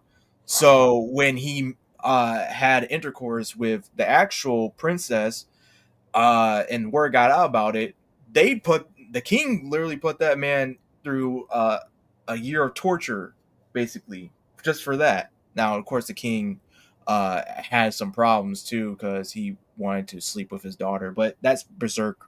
That's that grim dark world. But that's basically what would happen in a fictional story, really. But that's fictional. We're talking about realistic, though, because no, I know. I'm trying to. That's what I'm trying to correlate with that whole creature commando stuff with that character doing that. I'm like, yeah, that like, yeah, but I'm just so tired of like them just torture him. They'll send him to jail though. He probably would be a little bit tortured, but nothing like what they did to Griffith. But what I'm saying is, they would cause it caused so much of an international situation, and people were like, it's just a cartoon, bro. You don't have to think so deep into it. Really do, because why do you have an almost 6-year-old man sleeping with the almost adult princess that's about to become queen? That's weird. That is weird. That is weird. Like, it shouldn't have happened. And even when he did sleep with her, he should have automatically went to jail, no matter what the reasoning is. Because you mean tell me that they just gonna allow the upcoming queen to sleep with an American soldier when she's supposed to be betrothed to somebody? Oh, okay, sure. If y'all think I'm supposed to believe that, but that's what I'm saying, and that's the degeneracy nature of James Gunn, though, because he's done crap like this in Peacemaker. He's done crap like this in the Suicide Squad. It is a one-trick pony with this man. It is. And he's always doing like the most obscure characters, really. Mm-hmm. And I'm just like, I'm tired of it. Just like, come on, try your hand at actual established characters. Now, yeah, that I kind of get where he comes from too. With like, look, these characters are always shown, but when you look at it though, they're the ones that are the most marketable as well. Yeah. So and the thing is, remember everybody who like to talk about, oh, he did such a good job with Guardians. Well, no, he struck lightning in a bottle with Guardians of the Galaxy Volume 1. Right. Volume 2 and Volume 3 didn't really do nothing. Yes, it made some money, but it didn't move the needle for Guardians of the Galaxy popularity. Right. Remember, right. Disney did a Guardian of the Galaxy TV series. Who watched it? No one. And they did 3 Guardians of the Galaxy video games. Who brought it? No one. Even when it was free, even though I tried a little bit of it, I was like, I'm not completing this because it bores me. I'm not into Guardians of the Galaxy. Now I heard that was a good game, but when I was playing it, I was like, this is, The thing about it is, the reason why I don't like Guardians of the Galaxy is because a lot of people who were fans of Guardians of the Galaxy before James Gunn took over, they felt betrayed because James Gunn took this serious team who literally are the Guardians of the Galaxy. Star-Lord, this amazing leader, no time for bullshit. And then when you look at them on a big screen, Star-Lord's a joke. Rocket and Groot, first off, Groot don't talk no more. Rocket is a jackass diet to steal everything and back talk to Peter Quill. You know what I mean? Mm-hmm. Drax, stupid as fuck. I think the only character that they got is Gamora. And Mantis, maybe Mantis. That's about it. Everybody else, complete jokes. And then Volume 1, they literally distracted Ronan the Accuser over a dance sequence. Are you kidding me? The real Star-Lord, when he was able, if he distracted him enough, he would have shot Ronan in the head and called it a day. That's how serious Peter Quill was. Yeah. I don't know what the hell they were thinking when they did Guardians of the Galaxy. Because look at it. They can't sell Guardians of the Galaxy merchandise no more. You know? Yep, and we're done with the whole baby Groot this, baby Yoda that. Yeah. We're done with this. We are. We're done. We're over it. And then remember, he tried to duplicate that same thing with the Suicide Squad and with Peacemaker and now Commandos. Okay, but the Suicide Squad, Peacemaker, all of their merchandise still sitting on shelves. Nobody's buying it. Yes, are there people dressing up as Peacemaker? Sure, but that's it. Let me. I gotta say something. I don't care about the Jaden Smith anime. I don't care about the Smith family. I don't care about all these celebrities. I'm getting a little serious right here. I don't care. I'm tired of, and that's another thing too. I'm really tired of the mainstream is this whole anime fixation. Everything has to be anime. I'm doing my stuff. I'm doing what I do because I grew up with it. These people, I'm willing to bet, haven't grown up with it, and they're just chasing the trend, and they see, oh, we can make money off this. When in reality, they can't because there's no substance, there's no actual effort being put into it, and you got these weirdos involved in it in the first place. I'm tired of this whole celebrity stuff being just invading our hobbies and all. And they never went through what most of us went through with anime and just our hobbies, really, because there was a point in time back then where people looked at you weird just because you like this one thing. But oh, it's okay, man. We can, we can deal with Pokemon because it's Pokemon, but you like whatever I was into when I was a kid, and Yasha or whatever. Well, that's weird, man. I'm so tired, and that's not me. Like, that's not a realistic. That's not what that didn't really happen, but I'm just exaggerating. But I can't recall times when that stuff is. But seeing these people getting into our hobbies like that and just trying to make a quick buck off of it, I'm tired of them. And I can't wait. I can't wait till a lot of people get tired of anime, because then we can just return. Because now we got these weirdos trying to tell us and try to dictate that, oh, you can't have this in here because it supports the patriarchy, or oh, they're objectifying the women. But meanwhile, these are the same these are the same people who would definitely say, oh, the maps people, the maps group, they're real people. They have a little problem with liking underage boys and girls, but we shouldn't criminalize easily them. be solved with a nice long stick that shoots smoking hot pellets of steel. See, I didn't say anything bad. Yeah, it's just these are the same people. I don't want to hear anything about these celebrities trying to get into stuff and try to promote. No, just stop it, please. Just stop it, because I'm tired of these. I'm tired of stuff being mainstream now. I'm tired of games being mainstream. I'm tired of anime being mainstream. I'm tired of our hobbies mainly just being mainstream. I want it to be not underground, like deep underground, but underground enough where, hey, we're not gonna we're gonna have our own little society of like, hey, this is our group. This is we're good. Oh, sorry. Oh, that that sounded pretty groovy right there. I don't know what that was. Oh, that was Daltrey. Okay. I just sorry about that. No, that's not. But no, I agree. I definitely agree with that though. Because it is getting tiring. Like, it's the same thing as, like, when I had my arch nemesis, the Blurs. Yeah, I know them. Oh gosh. I know.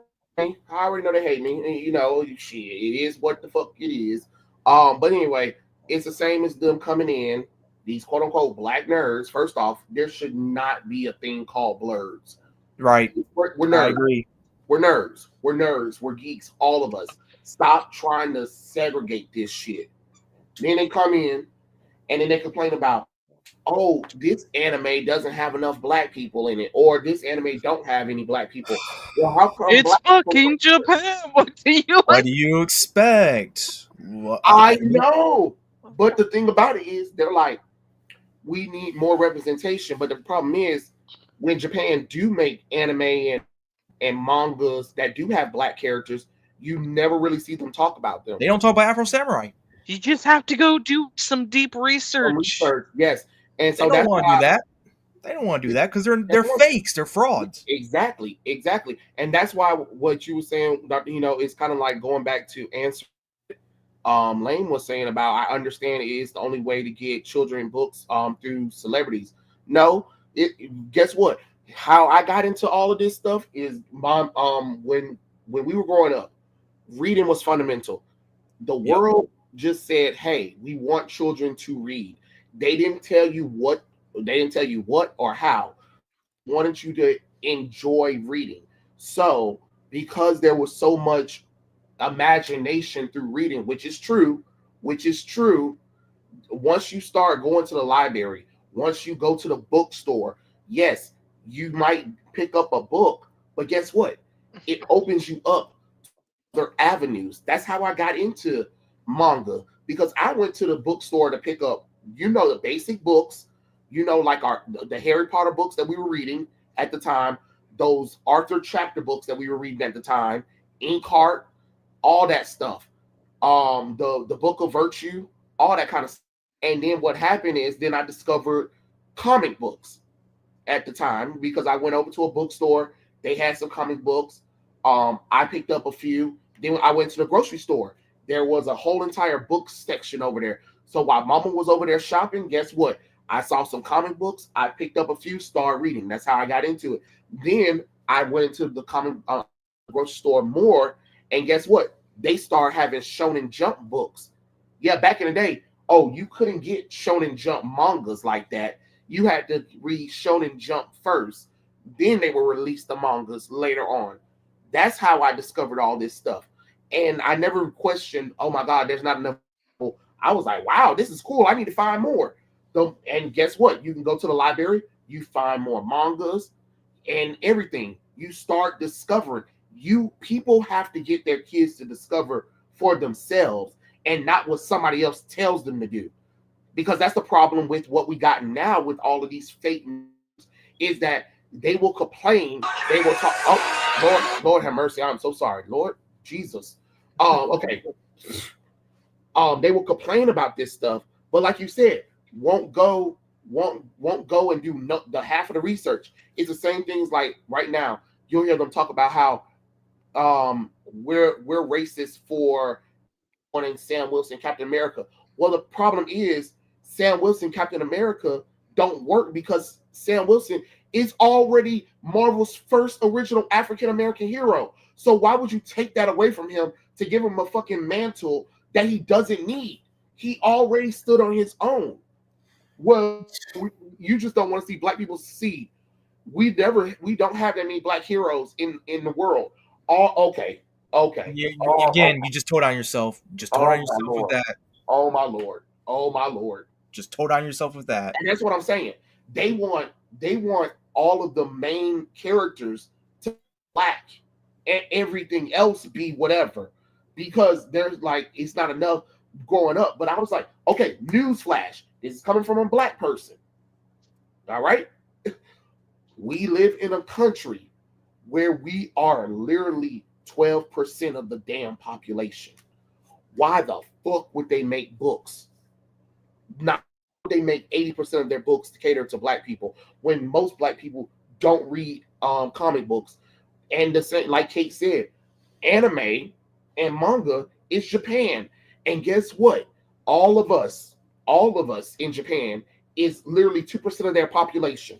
So if we're not native Japanese, anything else is literally 2%. So why the hell would Japan think about black folks first when they're making animes? And I actually do give credit to Black Sands, because they are trying to work with as far as I remember, they were trying to work with black creators and all that, trying to make original stuff and everything. I don't know what what they're doing now, but I give them credit for it. But that's the thing. When it comes down to supporting, these creators and stuff, you really don't see the black community stepping in to support. Nope. Really, you don't. Sure. Like, look at it. I mean, think about it. We got Eric July. We have Eric July right now with Rippaverse. Whether you like it or not, that's not up for discussion. But the thing about it is, who's supporting the Rippaverse the most? It ain't blacks, but yet black people will be the main ones talking about there ain't no black indie comic books out there for us. What? What? So you just skip Rippaverse, huh? No? So you just gonna pretend like Spawn over there didn't release issue 400? No? Oh, okay. Okay. I'm confused. I'm confused. But they don't want to acknowledge Spawn because Spawn was created by a white man. And they think that heroes who were created by white people, they just don't get it. Well, they did. That's why those characters became popular. Because think about it. Black Panther, written by written by Stan Lee and drawn by Jack Kirby. What happened? Fred just decided to bite Duncan. Sorry about that, guys. Oh, I thought you were trying to say something. No. Duncan was just like in front of Fred's face, and he just doesn't like when Duncan. Oh, frick! Thumbelina! Ow! Oh boy, here we go. Okay. Spawn! But the problem, just like with every black superhero nowadays, is that they're written by not black people, and they think that that's wrong. But it's just like, no offense, most of y'all don't read comic books. Right. Jesus exactly. Christ. Exactly. It is not enough of y'all to support all of this stuff. If you really want a black character in comic books or manga to be popular, you know what y'all have to do? All y'all will have to buy those books. But y'all not, because you don't care. But if they took Batman and made him black, now all of a sudden all the black people coming out of nowhere and be like, well, we love it. What? Yeah, well, congratulations. You literally just devalued a character by making him take up a mantle instead of doing his own little thing. Or then when they race swap a character from white to black, yep. Well, his race doesn't matter. Or if it doesn't matter, then why are you doing it in the first place? Oh, exactly. And then when you say, okay, I'm just saying, if we take Blade and we turn him from black to white, people are gonna go Armageddon mode. That's true. But then they're gonna be, but some people are gonna be like, wait, well, y'all said that the skin color doesn't matter. Well, no, he's black, so it does matter because white people culture. What kind of shit is you saying?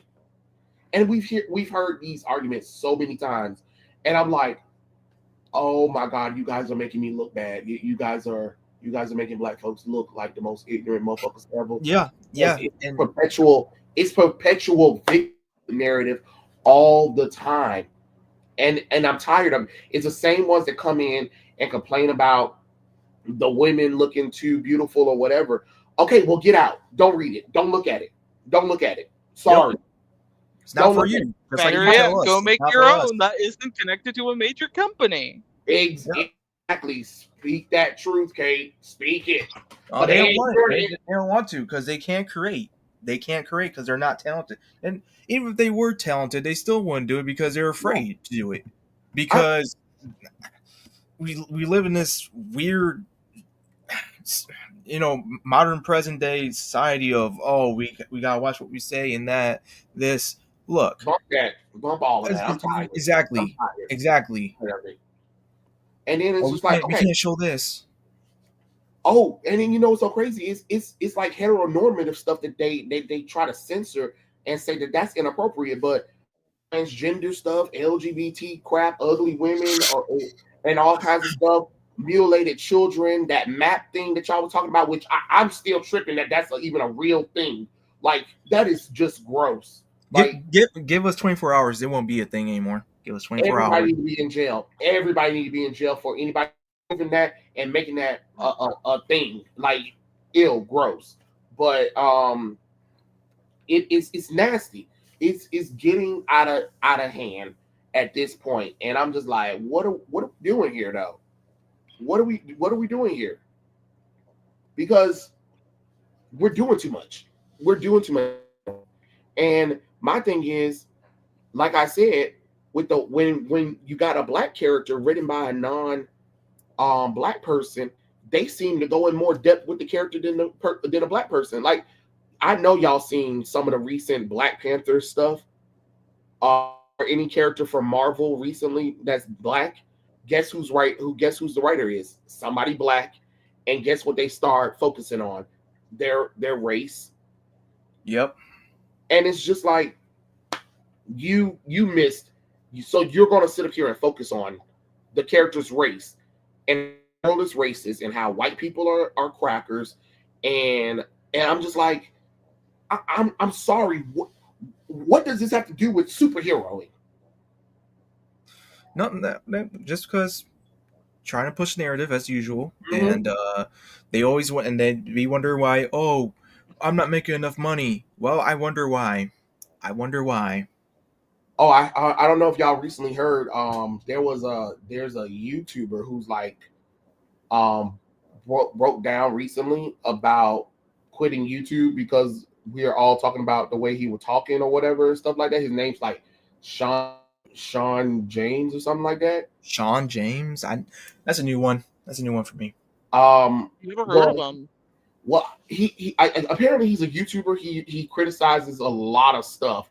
But he's like a 51-year-old fat black man, and he was talking about how he's been unemployed for over the past 15 years, and he's been trying to sell his comic book and his books or whatever. But I'm just like, oh God, this is pathetic, honestly. Like, what? First off, what the fuck you mean you 51 and been unemployed for 15 years, and you live in New York City? No, absolutely not. He wanted. No, that's just crazy. How the fuck are you affording that? Like, what? Because he e-bags apparently on YouTube and stuff like that, and then he makes those things. I don't know. Let me see if I can find his channel so you guys can see what I'm talking about. Oh, Sean James. Okay, I seen him. I watched a bit of his stuff before. He's quitting. Wait. I thought. Well, he said he said he might be, because he said he's tired of us talking about the way his speech is and the way he looks or whatever, and the way. And I'm just like, well, I'm sorry. You look, if you're mad about that, make a change. If you want people to stay on your channel, you have to have some kind of personality. Even all three of our channels aren't like the biggest thing in the world. We have a sizable audience, but because we worked our way, to be entertaining. Yes, I'm not as entertaining as Nerdrotic or Critical Drinker or whatever, but I think I'm pretty entertaining on my own. You know what I mean? Yeah, I get it. I'm a little surprised because I watched his stuff a year. I mean, I haven't. That was the last time I watched it, was a year ago. But yeah. I was using some of his. He had some good videos about like teaching people how to, how to format a comic and all that. I'm just very surprised. So what the hell? Well, a lot of things can happen in just 1 year. I think the problem is just like, he's saying that the indie comic community is toxic or whatever, but I'm like, it kind of comes with the territory though. Like, you focus on what you need to do, and my thing is, if you got anxiety or whatever and stuff like that, no offense to anybody, and I'm with all due, I am not trying to, but you got to put on big boy pants and grow the fuck up. I can't keep being a person that's supposed to keep understanding that somebody has some kind of mental issue that prevents you from working. Because I go to work, I'm tired, I'm exhausted, and guess what? I'm still able to live with some of y'all. I'm still able to put out a few art pieces or do some YouTube stuff. I'm still able to, go and do something. Yes. Do I have moments of anxiety or depression or, second guessing? Of course. But you can't use that as your crutch. If he's mad that people are talking about the way he talks, If you're mad, if he's mad about the way people are talking about his appearance, change it, because I'm quite sure you can go to a gym in New York City for a good price. You know what I'm saying? Yeah. And make some changes, and maybe go to a workforce place and change your resume or whatever, because you have this thing talking about that you have 30 years of what of writing or whatever. But look at his books. Look at his, like, be honest, look at his books. I remember some of them. Yeah. Even look they don't even look all that interesting. You know? But you want to talk crap about Chronic Comics. You want to talk crap about all these black indie publishers, Eric July or whatever. But my thing is, at least they're doing something. What you been doing? Yeah. It kind of reminds me of a certain someone that was on Kate's stream a year ago. You know? Oh, if you talk about that boy. I'm not. Every time Trey says something like, "Oh, you're talking about that," like, I always think like, "Oh God, Trey's talking about his like." It just sounds like he's talking like a disappointed dad. Is the thing. That was probably like, I can't believe that live stream of me like being pissed off at him went viral, because I'm just like, you are pissing me off. Because every time he said something, I was like, no. You my favorite one. Okay, I'm not trying to get to my favorite one was like, if you don't shut the hell up, I'm gonna punch you through this damn screen. Because it's just like the answers were there though. He had it. He just wasn't clicking it. Oh my gosh, that does remind me of like every time when he would come up with like some kind of answer, and Trey would be like, "No, you just made that fucking up right here." Like, do you have any information? Do you even write? Like all this background shit. Like, no, you don't. It was like in my head. I was like, that's not good enough. That was look. When I was working a previous job, and now I put that on. I was dying. I shouldn't be laughing at that, but oh my gosh, that was Trey. I watched that stream probably 3 times because of you. Yeah, it just got better every time when I watched it. Anyway, he was making me have that anime pulsating anger, like, oh my god, I'm about to slice him through this damn thing. And what got me is like, one time we was on the stream, and he'll start off well about a character, and me and Kate be like, okay, go on, all right, and then he'll add like this nasty sexual thing to it. I'll be like, oh my god. Yeah. Yep. I'll be like, oh, I'm about to kill him. You were right here at the goal.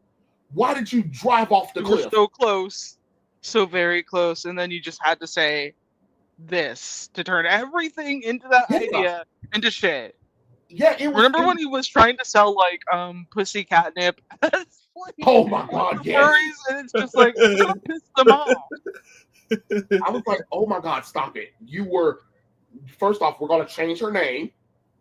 But I think it's great, because then she's like he said she's an angel, a fallen angel that's addicted to cocaine and a stripper. I said, yeah. Okay, all right, yeah. I can't do this no more. I can't. Yeah. I can't. I'm about to kill him. Yeah.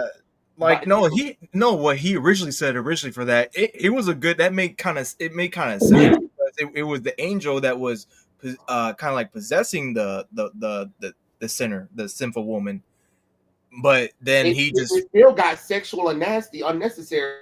Right. And then, oh god, remember when he said he didn't want, like, he made the villains all gay because they didn't want them flirting with her?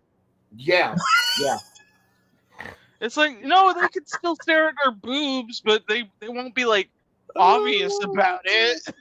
Or the one that got me, was Tiger Man. The boy Oh got raped and abused. So Oh, the dark no. fairy turned him into a werewolf, where a were tiger, where he goes after women and cut out their uterus because he's a Ugh, boy. I hated that one. who a studies lot. miracles.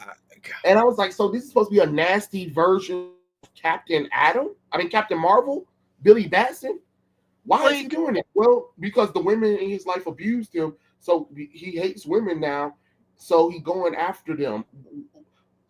What? Why?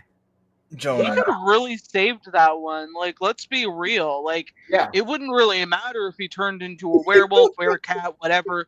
But if he was like a little kid, it's like Ben 10. It's an obvious thing you could do. It would sell, but no, you had to make it fucking weird. No, the one that got me was the milkman. The Oh no.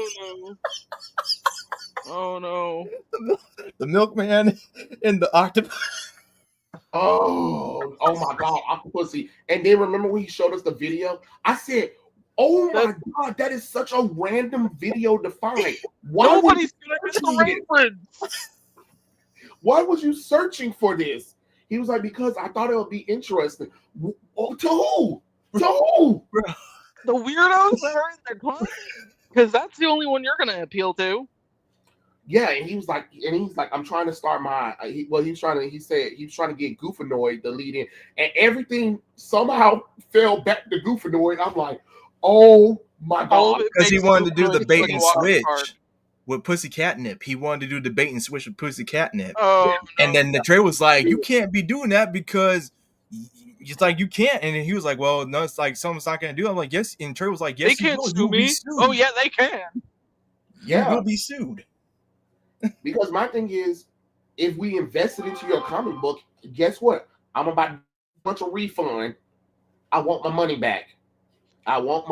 Because now you're playing games. And then he kept saying what he couldn't do and all that kind of stuff. And I'm like, oh my God. Like, really, the only job I can really think Fizz would work well in a.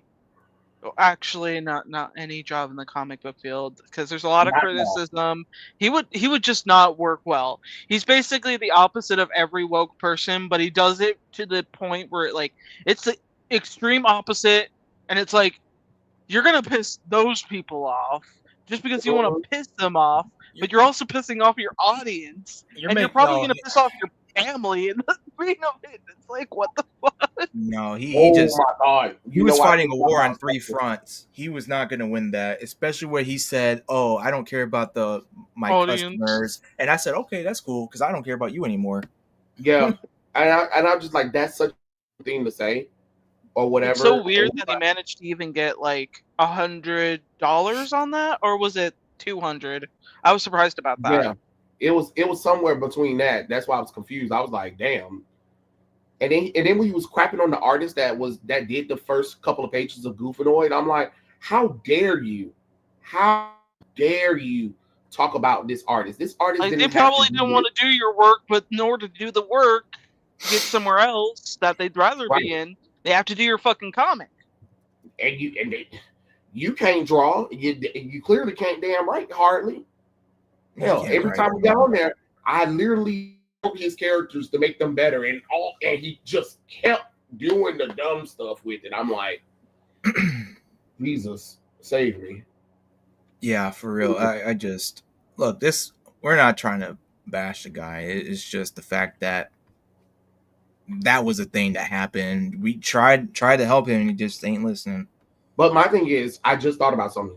Now that stupid book has came out, I'm quite sure if he was able to contact, he'd probably contact Kate and be like, oh my God, see, DC did it, so that I got an opportunity to, he'll try to justify that stupid Harley Quinn fart to justify one of his nasty ass stories that we said no. No. Well, DC shouldn't be doing it at all. That's the thing. They just kind of got drunk or high.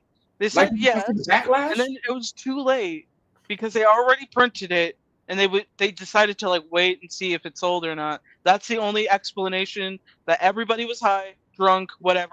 That's only the reason why it exists. That's what I want to think. Not that some weird higher up is like, ooh, yeah, fart jokes. Ooh. It's like slurping their damn lips like a weird lunatic, and it's just like, no. Get the fuck away from me. Get away! Ugh. I just that was such a wild ride with him. I'll be honest. I didn't find him because I didn't find him through y'all. I found him through Dave Brink, the guy who makes Perfect 10 and genuine comics and all that. Mhm. That's how I found out about him, and I was like, well, it's kind of interesting twist, really, because the clown you would think will be a villain, but he's actually the hero. So I was like, okay, it kind of makes sense. Well, as in like indie wise. And his design was hot shit. Like, yeah, it wasn't. Yeah, it was. And then you notice he had got quiet when I showed him the redesigns. I was like, well, I was thinking this, so that way you can kind of still keep him as a clown, but you want to have him as like a Batman-like figure. Well, then here's some combinations that we can still do, you know? Jonan, you're right about that. I remember I have to sell to work with an inferior artist. I remember that. Oh, dude. That was the worst thing I heard coming from his damn lips. I was like, I was about ready to find that artist and just have him do a little bit of collaboration. That's what I wish. That's what I was like. Damn, Kate, I wish we knew the artist, because this some disrespectful stuff. Because I would have actually brought them on and like asked them questions like, what the fuck was Fizz's thought process to hiring you, and like, what did he explain to you that he wanted to like make these things happen? Like, tell me, I need to know. Honestly, me too, because I'm like, what do you mean? Like, you're the one who don't even have any talent at all at this point. No, yeah, I was being a little too optimistic, and that was my fault. I told him technically you don't really have a copyright over this at all. So technically, if I really wanted to, you could like take the copyright, just be like, it's now owned by Trey, and I can be like, oh, it's mine now, bitch. If you want it, you gotta pay me for it. You gotta pay me for it. It's not even worth the time and effort with all that. I still really wanted Ruby King to actually make the comic and just be like, you know, like I was surprised Biz didn't take the deal and was just like, he should have done that. He should have, and that way he would have gotten some money back, and he would have gotten experience with working with someone else, and it would have been a good deal for them. He could have sold a book, got a little bit of piece of that money, and then it would have probably got him to be like, oh, okay, well, now that I see what happens, maybe next time we're gonna go bigger, we're gonna do this or whatever. But it's just like, yeah, he was really a good translator, like Ruby. He was. Yeah. And I'm just so like ticked off that we never got that. Like, that actually made sense. The script, the idea of what like Ruby had in mind, and I'm like, why didn't we go with this? This would have actually sold. Wait, Jonan, what? Did you hear that story he sent you on Tiger Man versus the prostitute villainess? The lesbo more. Oh no. Yeah, Tiger Man versus the prostitute villainess. Yeah, we remember them hoes. Like, I get if you really want to make a fun script where you have something funny going on, not funny, fetishy going on, fine, keep it to yourself. But this is please.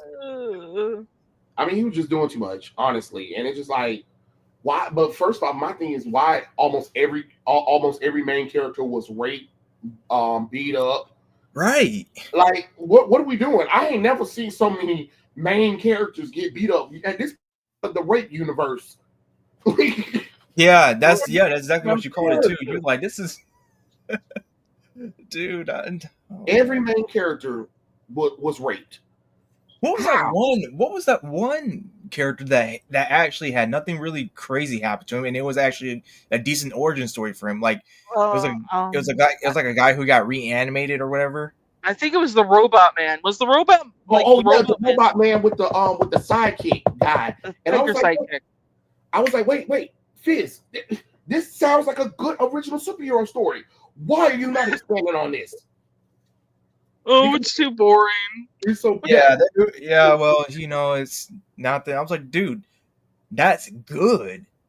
Like he actually has a motive to do, to be that hero that he needs to become and all that.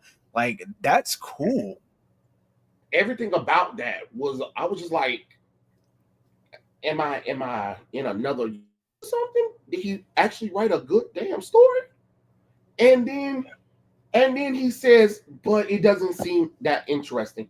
What The are fuck? you talking about, you baloneyous jackass?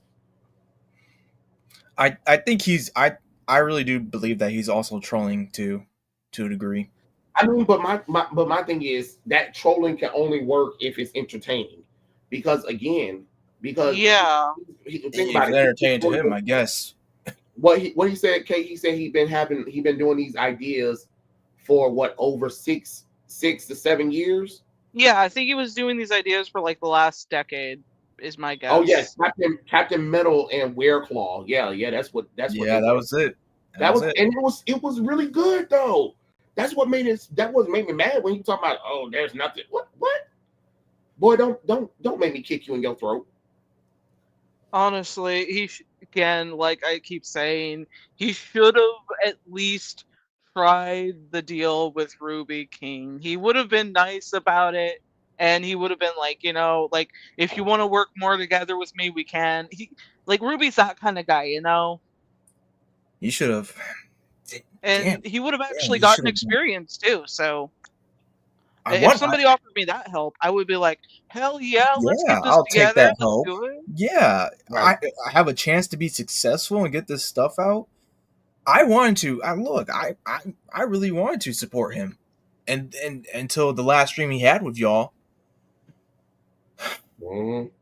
Look, I knew, like I said, I was being highly optimistic for him because India and all that. But dude, And honestly, it's just a good idea. Honestly, no offense. Like, I've been looking at a lot of these indie publishers or whatever, and a lot of them at this point, the way a lot of them, I'm like, some of y'all just need to go to these other indie publishers who already have a stable, 100%, rating of being able to get their books out or whatever, and maybe do some collab and maybe ask them like, hey, can your characters join the universe, but be off in a part of their universe that doesn't really, interact like that. So that way you can still do what you need to do. I think, if you ask me, I think a lot of indie people need to start actually combining their universes together. Yeah, Because I believe that 100%. a lot of this stuff, you're just like, man, you got a story, but you don't have the funds, or you don't have enough people to get you where you need to, or whatever. And honestly, no matter what, once again, I'm gonna bring up Eric July, get mad at a wall, but that Ripperson idea that he did, that's such a good idea. It is. Even if your character's not in his universe, to be able to, okay, I'm gonna put my comic book and my stuff in Eric July's hands. He's gonna help me with a good artist or whatever. I give him whatever money, a percentage of the money or whatever, and I'm still able to sell my comic book. I still get me some money. Eric and his cut off the top of what they need, and then bam, I still get my audience, and I might earn some of Eric July's audience. Duh, do that. Yeah. Do that. Yeah. I don't know how they did that. I'm thinking of doing that, but I'm also like, would they want to hear these things? Probably. I tried it. I tried Ripperson, but I was working on a tight time schedule because for this comic, and so I tried doing a little collaboration. So what I started, my game plan still is working with different artists, but like have like an art piece be shown on their stuff, and it's like, hey, here's my character with their character fighting or whatever. You know, it's little stuff like that that'll add up over time, or at least I hope so. But you know, I got a lot of plans that I'm enacting on. Well, I shouldn't say a lot, but I'm selecting and I'm enacting on. And you know, this is one of them. Really, honestly, just as a way of marketing my stuff as well. Um, it's a learning process. I'll be honest. It's a learn. I'm learning a lot from doing this, especially while I'm learning as I go. So you know, even if I don't become successful with this Kickstarter or this crowdfund, you know, I'm not giving up. You know, I'm trying a new avenue after that. So you know, it's more like, hey, what can I do? What could I do better since this failed? What do I need to change up? What do I need to start doing? And that's why I have this. I'm sorry, y'all. That's why I have this comic dub coming out too on Monday, because I'm putting all my effort into this. You know, I that's how much I believe in my works, in my comics and stuff. Yeah. It makes a lot of sense to not put all your eggs in one basket. So you know, diversify it into you know, other baskets and see which one draws the most. And the reason why I'm going into this comic dub stuff is because people really like the trailer of my comic, and so it got me thinking like, if I were to actually do that, like with like animation wise, and they love it, let me try something else with it. And you know, I am. Uh, I'm sorry, LeMay. Failure is a learning up. Yes, it is. Yes, it is. And that's another thing too with people these days. Not a lot. I want to say a lot of them. Maybe I don't know the percentage, but a lot of these. I shouldn't say a lot, but these people are just scared to fail. I understand that. Another thing that I noticed too is that we got too many starts and no kind of finish. Yeah. And no offense to anybody that's listening or whatever, but when y'all doing comic books, look, we ain't at that life no more where you can just do 32 pages and charge $5 to $6.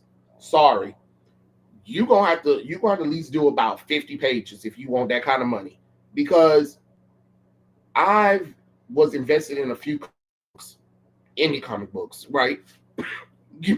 Oh wait, hold on.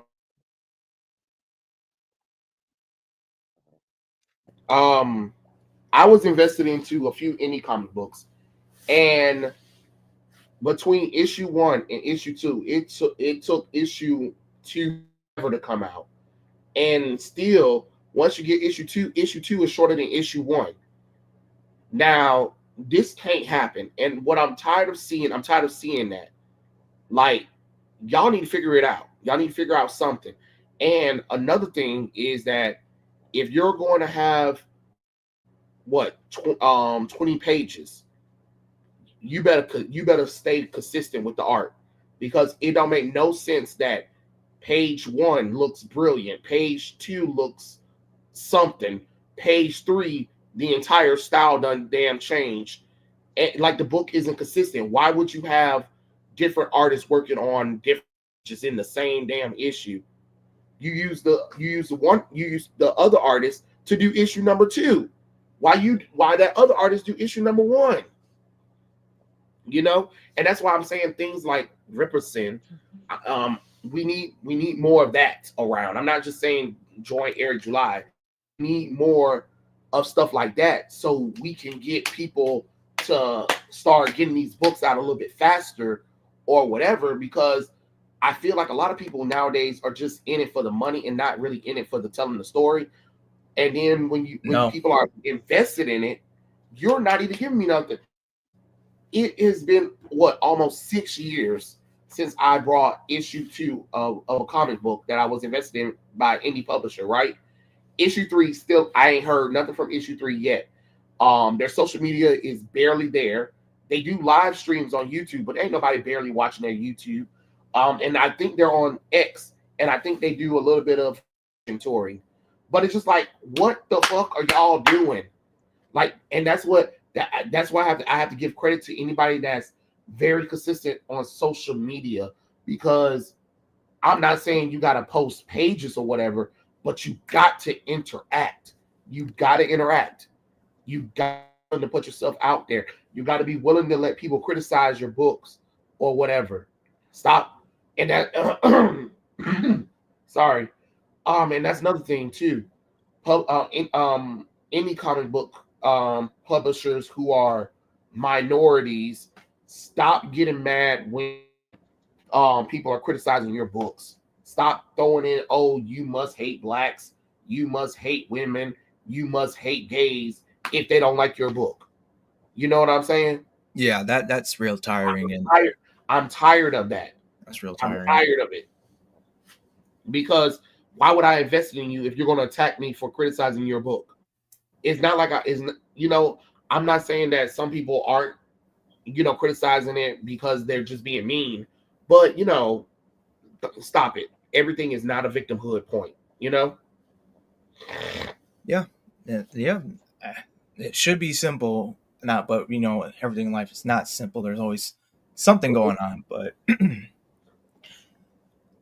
it would be a little bit more collaborations. Yeah, I know. I'm just trying to market yourself out there, not trying to. I know it's easier said than done. Said than done. Trust me. But this whole trying to internet or blocking people because they don't vote the way you voted, which is another thing. That's so dumb. Why are y'all politics involved in fucking buying comic books? Who the hell cares? I don't care. Honestly, I don't care who y'all voted for. All I want to know is when y'all gonna buy my shit. You know what I'm saying? That's what I care about. I can care less.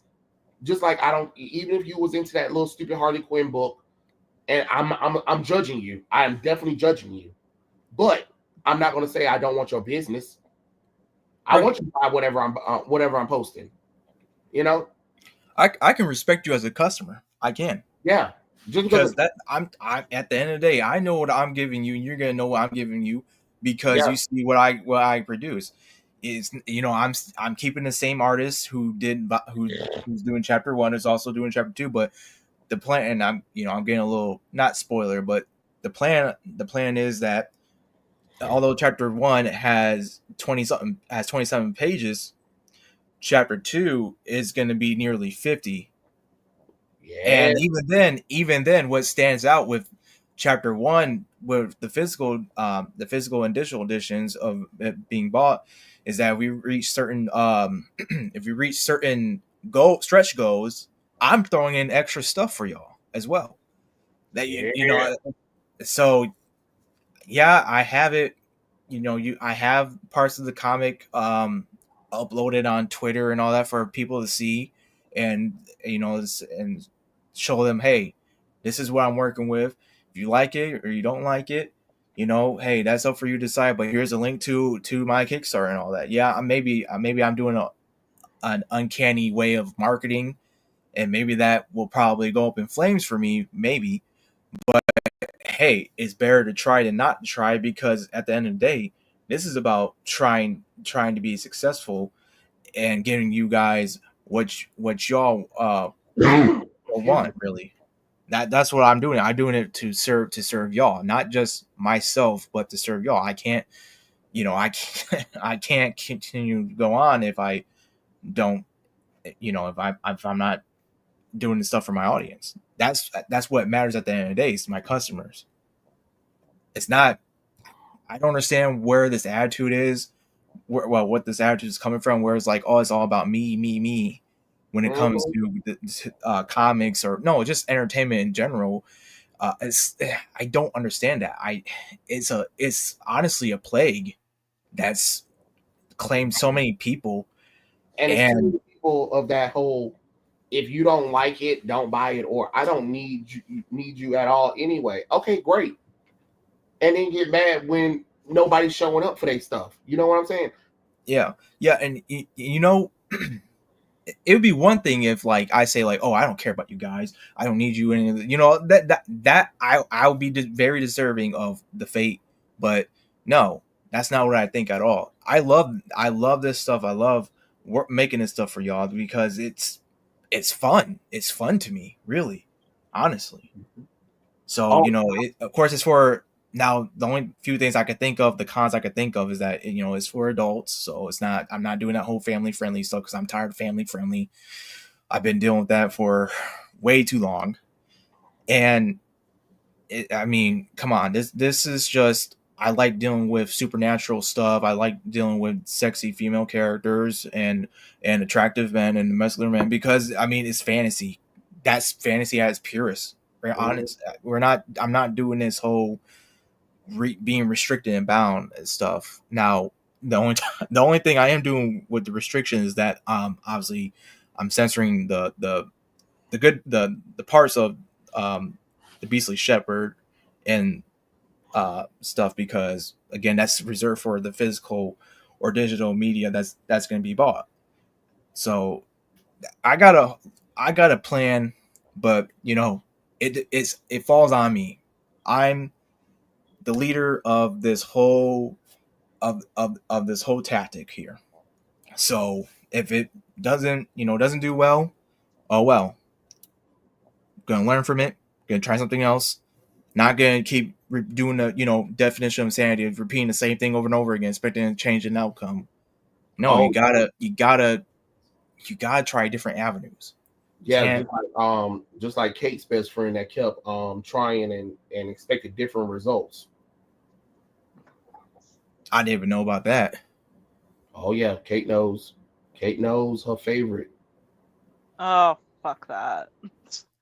You know who I'm talking about, right? I know exactly. Are we talking about Fizz? Or are we talking about somebody else? No, we talking about the one where we had to get drunk on the stream to read all of that stuff.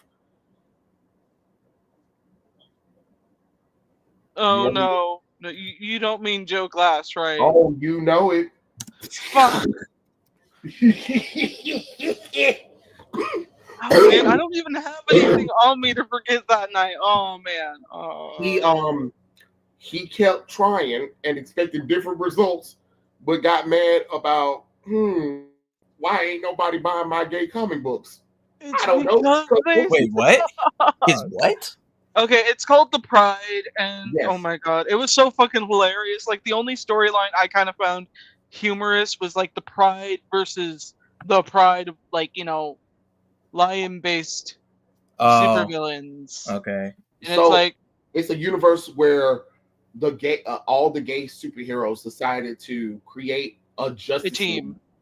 Yeah, because they got tired of being treated out as outcasts because they're gay or whatever. And then they got one guy called Fab Man, or was it Fag Man? It don't matter. He pink and gay. He's basically like he's Superman. With I really hated how everything was rainbow. Just like, no, not just rainbow. Already. It's the fact that it was just like, oh, everybody's like super gay, and it's like, wait, is anyone at least bi here? Oh, it's only one of the girls. Okay. Yeah. What about any of the guys? No takers. Not even the wolf one. I was disappointed by that one. I was like, oh, he's for sure bi, and I'm like, when we find out, I'm like, oh shit. And then we find out that the only straight person that was on the team was the son, because the son didn't know that his dad had the ability, was a superhero. And then we find out that the drag queen, the black drag queen that was on the team, is straight, but has a wife. And I'm like, what the hell is this? And then not to mention everybody was talking with gay lingo. So I didn't understand the reference that was happening. And I'm like, am I supposed to understand the reference that's going on here or what? Like, Kate, I think Kate was trying to explain to me and Fenrir, like, some of the words he was using to try to break down stuff. And I was like, I don't get it. Yeah, I can't remember what I was trying to say, like, to explain it, but I think it was mostly because I was getting drunk, so I'm not the best person to get help from, but at least I was trying. At least I was. It was everywhere, but the problem is he kept line, kept begging DC and Marvel, and then kept begging us. He'll show up to conventions. Nobody. Yeah, there was a bear.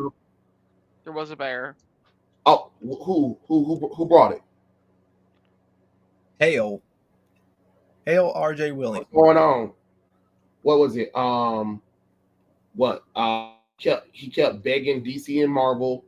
He'd go to conventions and he'll complain about how he done invested all this money into this stuff and how nobody's buying his stuff or whatever, and he just think that the world hates LGBT people or whatever. But I'm like, your shit is a niche. It just needs some extra adjustments, Mr. Glass. You could just add some straight characters, a few of them, and make them be. I don't know. I'm trying to think of something that would uplift them, but I'm just also like, you have to redo the dialogue though, Kate, because a lot of it is in the world of gay, and a lot of us don't know that stuff. Like, yeah, if I gotta open up a translator and be like, and find a gay person and be like, so what does this mean? Because I'm confused. I was confused the whole time because the way the characters were talking, they were talking in ways like, so this is gay lingo, but because I don't know if it's a joke, am I supposed to get it or what? And was already bad enough. Fag Man was distracting. You're literally a swole Superman pink rainbow bitch. And wearing tights. Yeah. That are too short. Oh, them shorts was all the way up there. All the way up there. I'm just saying. Thank goodness halfway through one thing if it's like a girl, but with a guy, like, fine, dress however you want, but it's just like.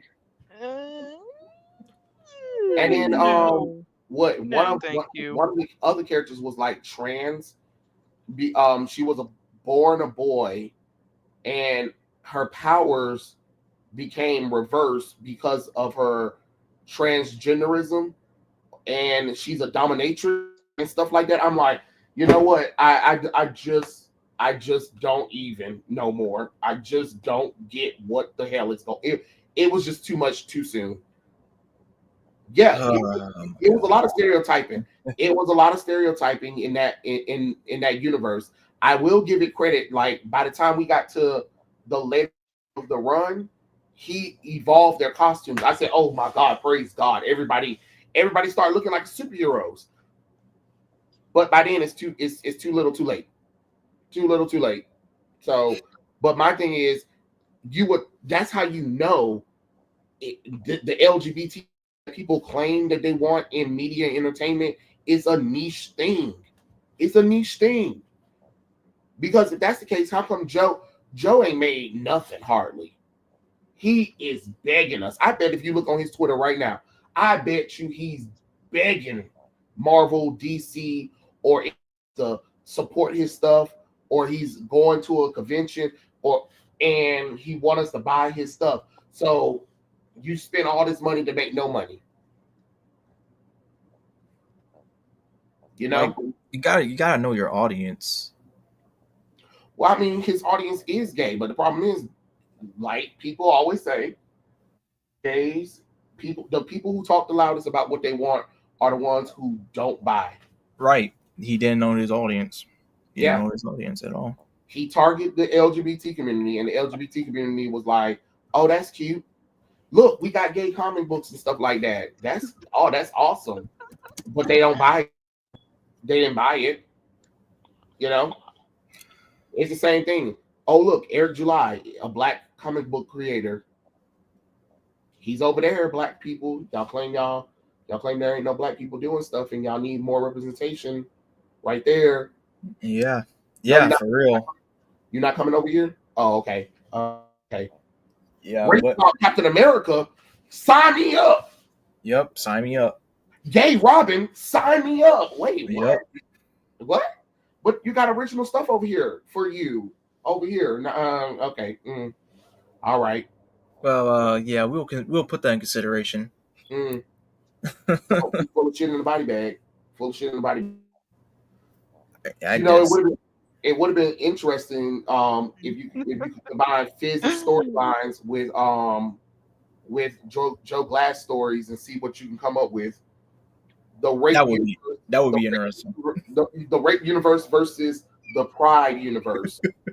That would be, look. That might be a heck of a time. Because you'd be like, dude, this is so ridiculous. Did you just call it the rape universe? Yes, every hero in Fizz's universe has been sexually molested, raped, and everything before they became a hero. So at this point, it's the rape universe. Don't know what to tell y'all. For real, like, oh my gosh, and we might retitle Joe's universe gay universe. So the rape universe versus the gay universe.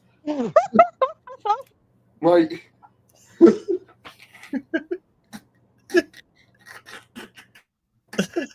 oh my gosh. See, this is why I can't go and read new indie comics without thinking I'm gonna bump into another Joe Glass kind of creator. Like, not that I'm not gonna give every like indie comic a chance. I'm just saying, if I bump into something that's popular for the wrong reason and everyone's just like, you should go read it, Kate, and I'll be like, okay, fine. And then I bump it, like, it kind of reminds me of now that we are talking about the gay universe and the R word. I can't say the word because I'm just like, it infuriates me. But now it's taking me back to this one manga, Mawa or whatever the fuck it's called, because it's from Korea, and I'm just yeah. They call it. It's called, yeah. It's like it's called The Princess's Jewels that had this like harem, and I'm like, oh, this is super gay. It's super weird. Oh no, Jordan. And then like the princess basically has like 5 guys with her, and I'm like, okay, I get, like, okay, I'm a fangirl. I'm totally open for, you know, if you want both guys, then have both guys. Don't be a Bella and choose the fucking sparkly vampire when you could also have the werewolf. I mean, come on. You're already gonna live forever. You're all gonna get together. Just, you know, do it. Two at most. 3 is questionable. But once you're beyond 3, where the fuck are you gonna put the rest of them? Like, that's what I was asking myself when I read the story, and I'm like, how the fuck is this gonna work? How? Like, it's one thing with like male protagonists who have harems, like not a bunch of them, but like for a couple of wives in royalty. But with a female, it's like, you only, what's the objective here? You obviously can't get pregnant by all of them. Oh, so yeah, that's what I was just like thinking about when you guys were talking about that, and I'm like, this keeps coming back to the fucking Princess's Jewels, and it doesn't help matters that the first jewel she gets is this black dude who's a werewolf, and she basically collars him up, and I'm like, this is a terrible implication of things, okay?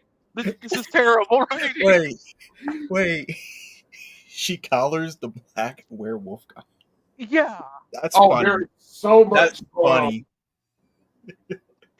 There's so much wrong with that. There's so much like, what? Why? Who the fuck told you this would be okay? I know it's a fantasy world, but you know what? I don't care. That's funny. I'll let it pass. That's pretty funny. Like, every time I see this main character on screen, I just want to toss her out the window. Like, I don't care how fucking hot she is. I don't care if she's super good at everything. Just let me toss her out the window, because nobody be needing more than 2 guys, okay?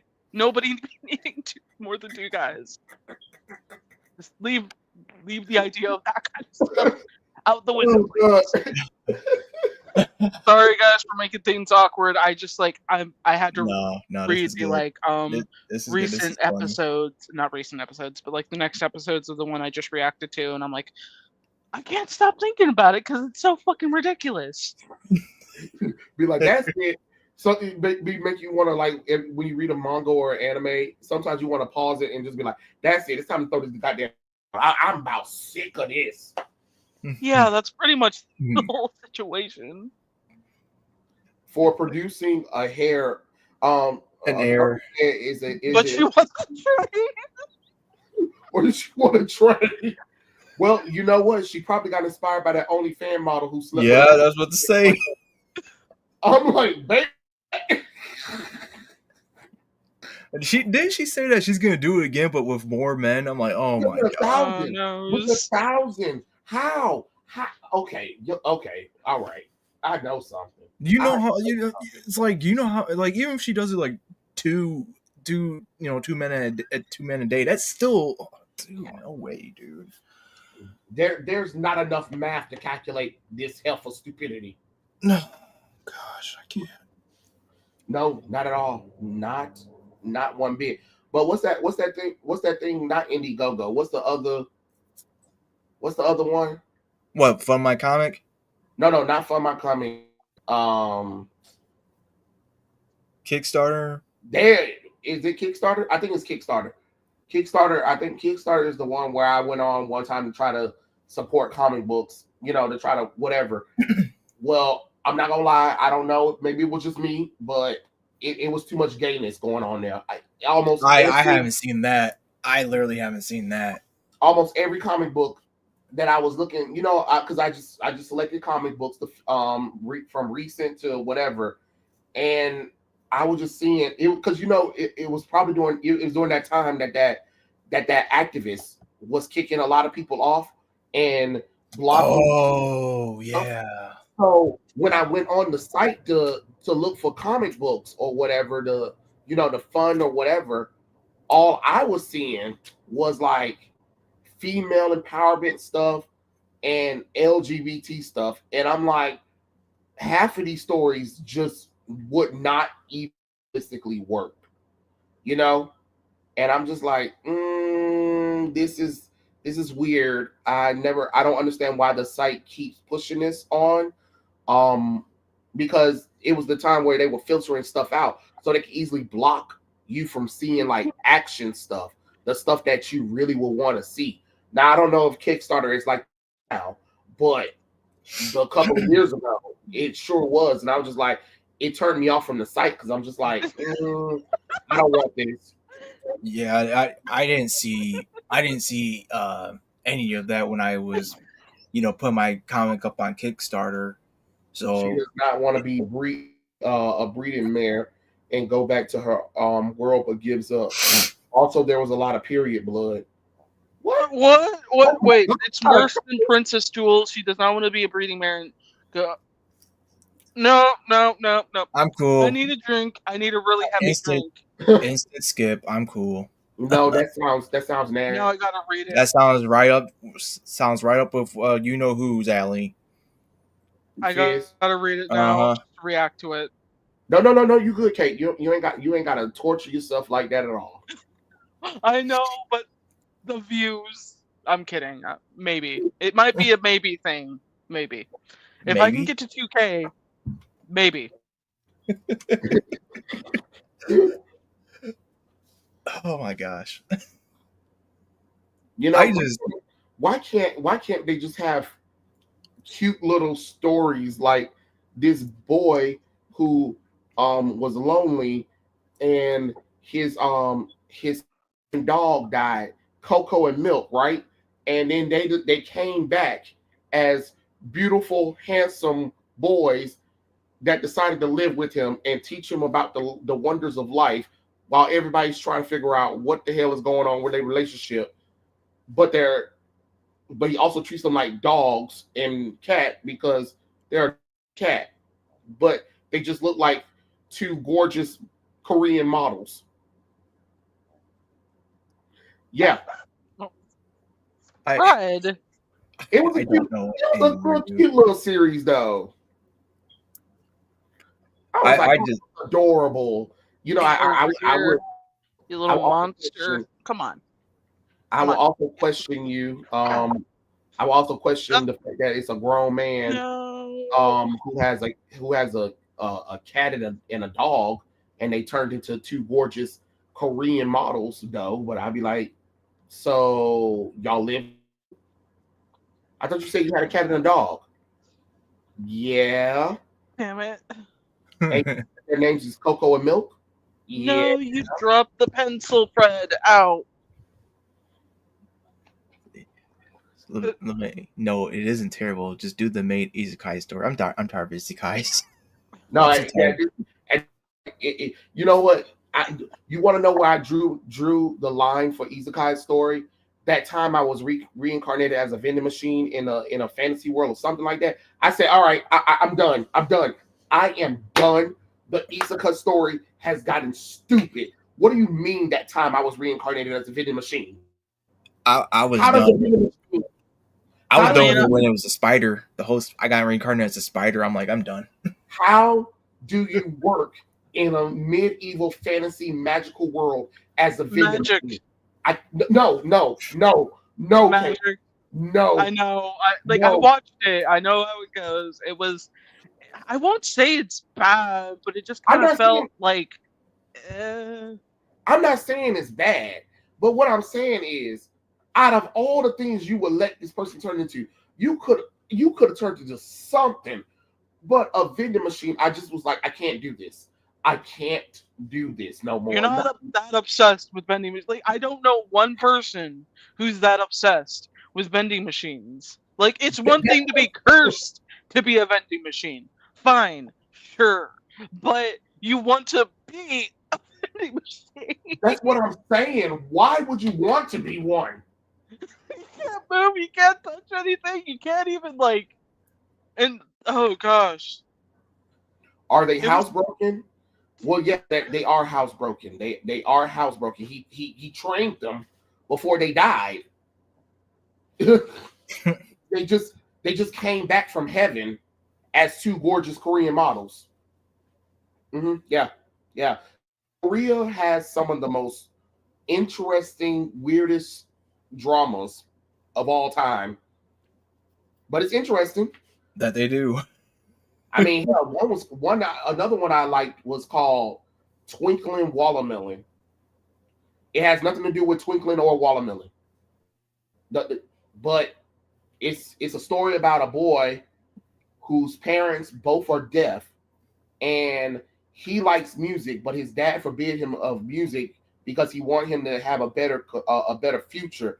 But when his dad found out that he has music, did a band, he was upset and kind of said some terrible things to his dad or whatever, because he translates for his whole family, because his dad, his mom, and his brother are deaf, and he's their communicator for everything. So they depend on him for everything.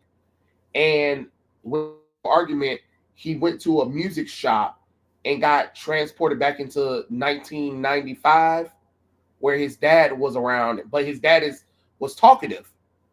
And then him and his dad create a band to get to get to know these girls. And he's trying to find his mom, out what's going on and why he was never able to be connected with his mom's side of the family. Then you find out the mom's side of the family was rich, but she's been abused by a caretaker this whole time. But it's a little complicated, time travel shenanigans or whatever. But it was a cute little story. It kept my attention. So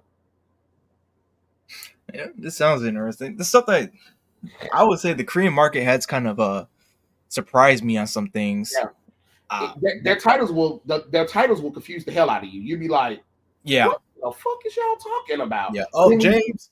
Click on it. You're like, what's going on, James?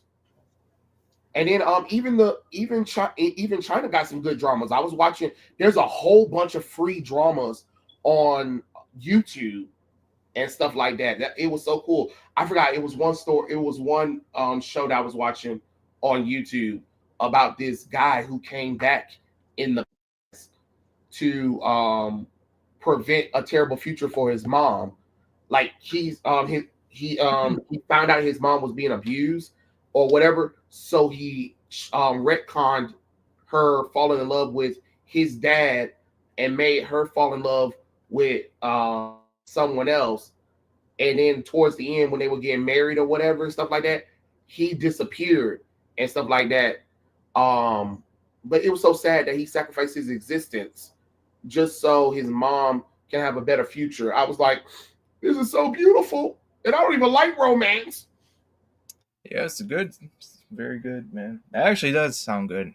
I mean, that's a very noble character too, knowing Mm-hmm. that, you know, I'm gonna die. You know, I'm not gonna exist anymore, but my mom's gonna be happy. So that's all that matters. Mm-hmm. He Man, had to. that's some heavy stuff right there, actually. I know. And even then, Oh, now that makes sense. Okay. and even then, you know how America always been trying to like push LGBT shows and movies on us or whatever stuff like that, and then get mad that we don't watch it or whatever. Well, I think y'all already know that over in the countries, BL is very popular. There are so many BL shows or whatever. But then when like you would think that they will focus on the fact that these characters are like gay because you know how in America they force it down our throat. They tell you if you don't like it, you're a homophobe or whatever and stuff like that. When it comes to the Asian countries, they're trying to tell a story that just happens to feature these characters being gay. And Yep. I'm like, America, learn. Hey, If we you used to want, do that back then. We used to do that back then. I know we did. I know we did. But now they want to try to put it everywhere. But with the Asian countries, no, it can't go everywhere. But what they're not going to do is they're not going to force it into a mainstream kind of thing. If that makes sense, you get what I'm saying? Right, Like they're not. we probably Right. wouldn't see it on the main on a big screen, like you wouldn't see it in a movie, but you'll see it in a TV show, maybe. Sometimes they'll be in a show as background characters, but don't worry, they do give them story time to develop, and if the fans like those characters enough, then they might spin them off into an episode. They want people to see if they like them first before they give them a show. They don't they don't take characters who originally been straight out of nowhere and then say they're gay. They try to tell compelling stories, and I'm like, America, there, there's your ticket right there on how to do this stuff. Since y'all been wanting us to do this stuff, that's all I'm saying. Oh, you All know I'm saying. they can't create. They got a lot of incompetent people. A lot of people who can't Ain't that do the truth? stuff. Ain't that the truth? And now they're worried about and screeching. Why are these people who are not really backed by the mainstream? Why are they able to create better stuff and have all this revenue? Well, you know, it's a little thing called respecting your customer, not treating them like they're children or trash, and also they're not forcing. Oh, I don't know, propaganda and narratives that are inorganic to the Mm-hmm. story. I mean, come on, it's like, well, honestly, I will say, you know what, they're stupid because they haven't figured it out for this has been going on since what 2016, Mm-hmm. dude. It's been 8 years. It's about to be 9 in a couple weeks. Yeah, and Joe Glass still ain't figured it out yet, nor Fizz, nor DC comic books, nor Marvel. Everybody just idiots. I'm just, you know, I just the world's gonna keep going round, you know. That's why I say there's gonna be people. There's always gonna be people who are gonna be successful or not. That's the lore of life right there. Well, one Mm-hmm. of the lores of life, I should say. Lemay. Also, I will recommend Adult Fantasy. A Japanese manga was adapted by a Taiwanese puppet show with special effects. Excuse me. Taiwanese puppet show.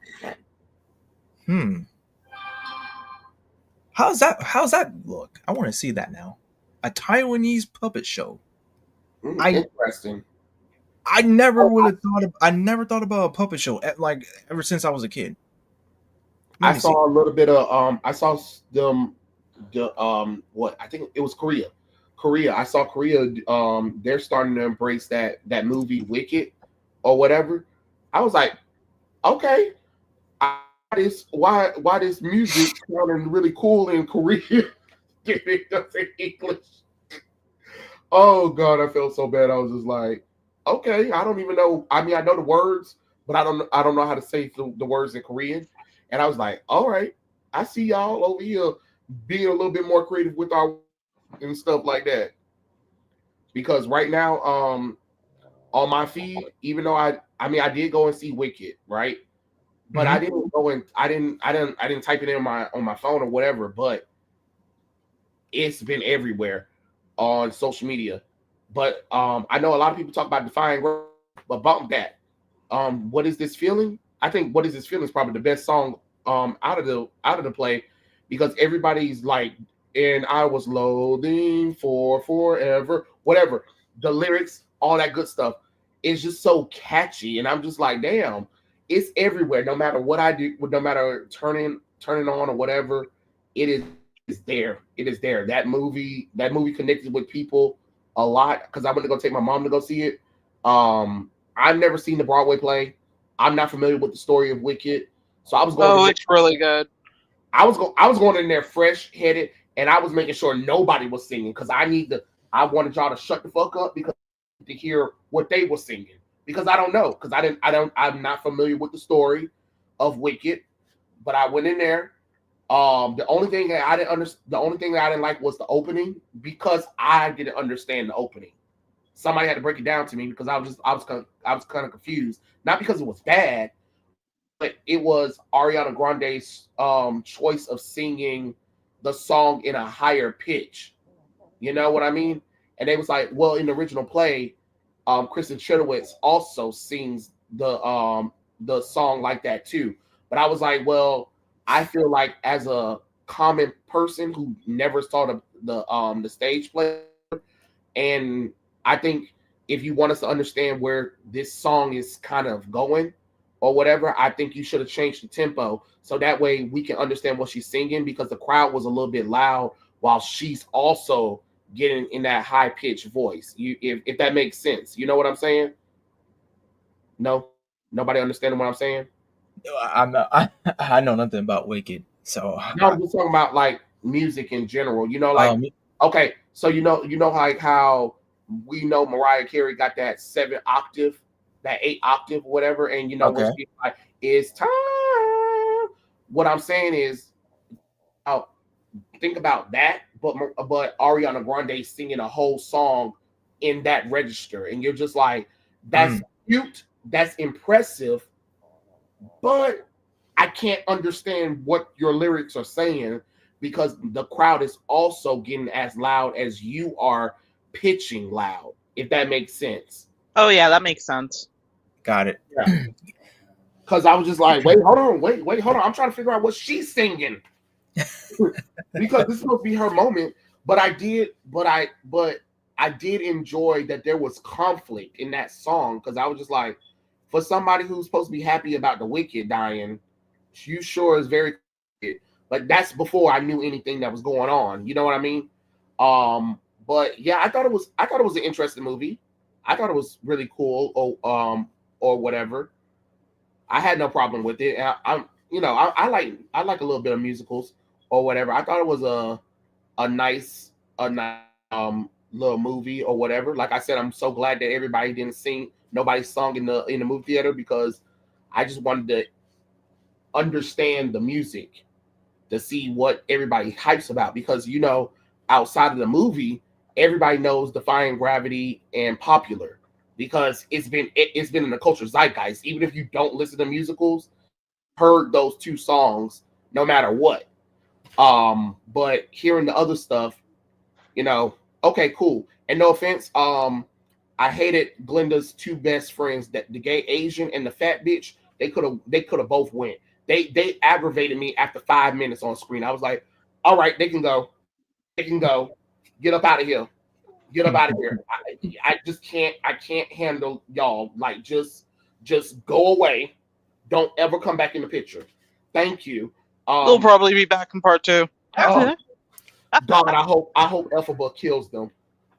I'm so sorry. I don't know. Her 2 friends were just aggravating to me throughout the whole movie. I'm like, yeah, that's their purpose. Okay, all right, great. Because if I was like, I feel like I'm the only person that was annoyed or something like that, because they were just aggravating.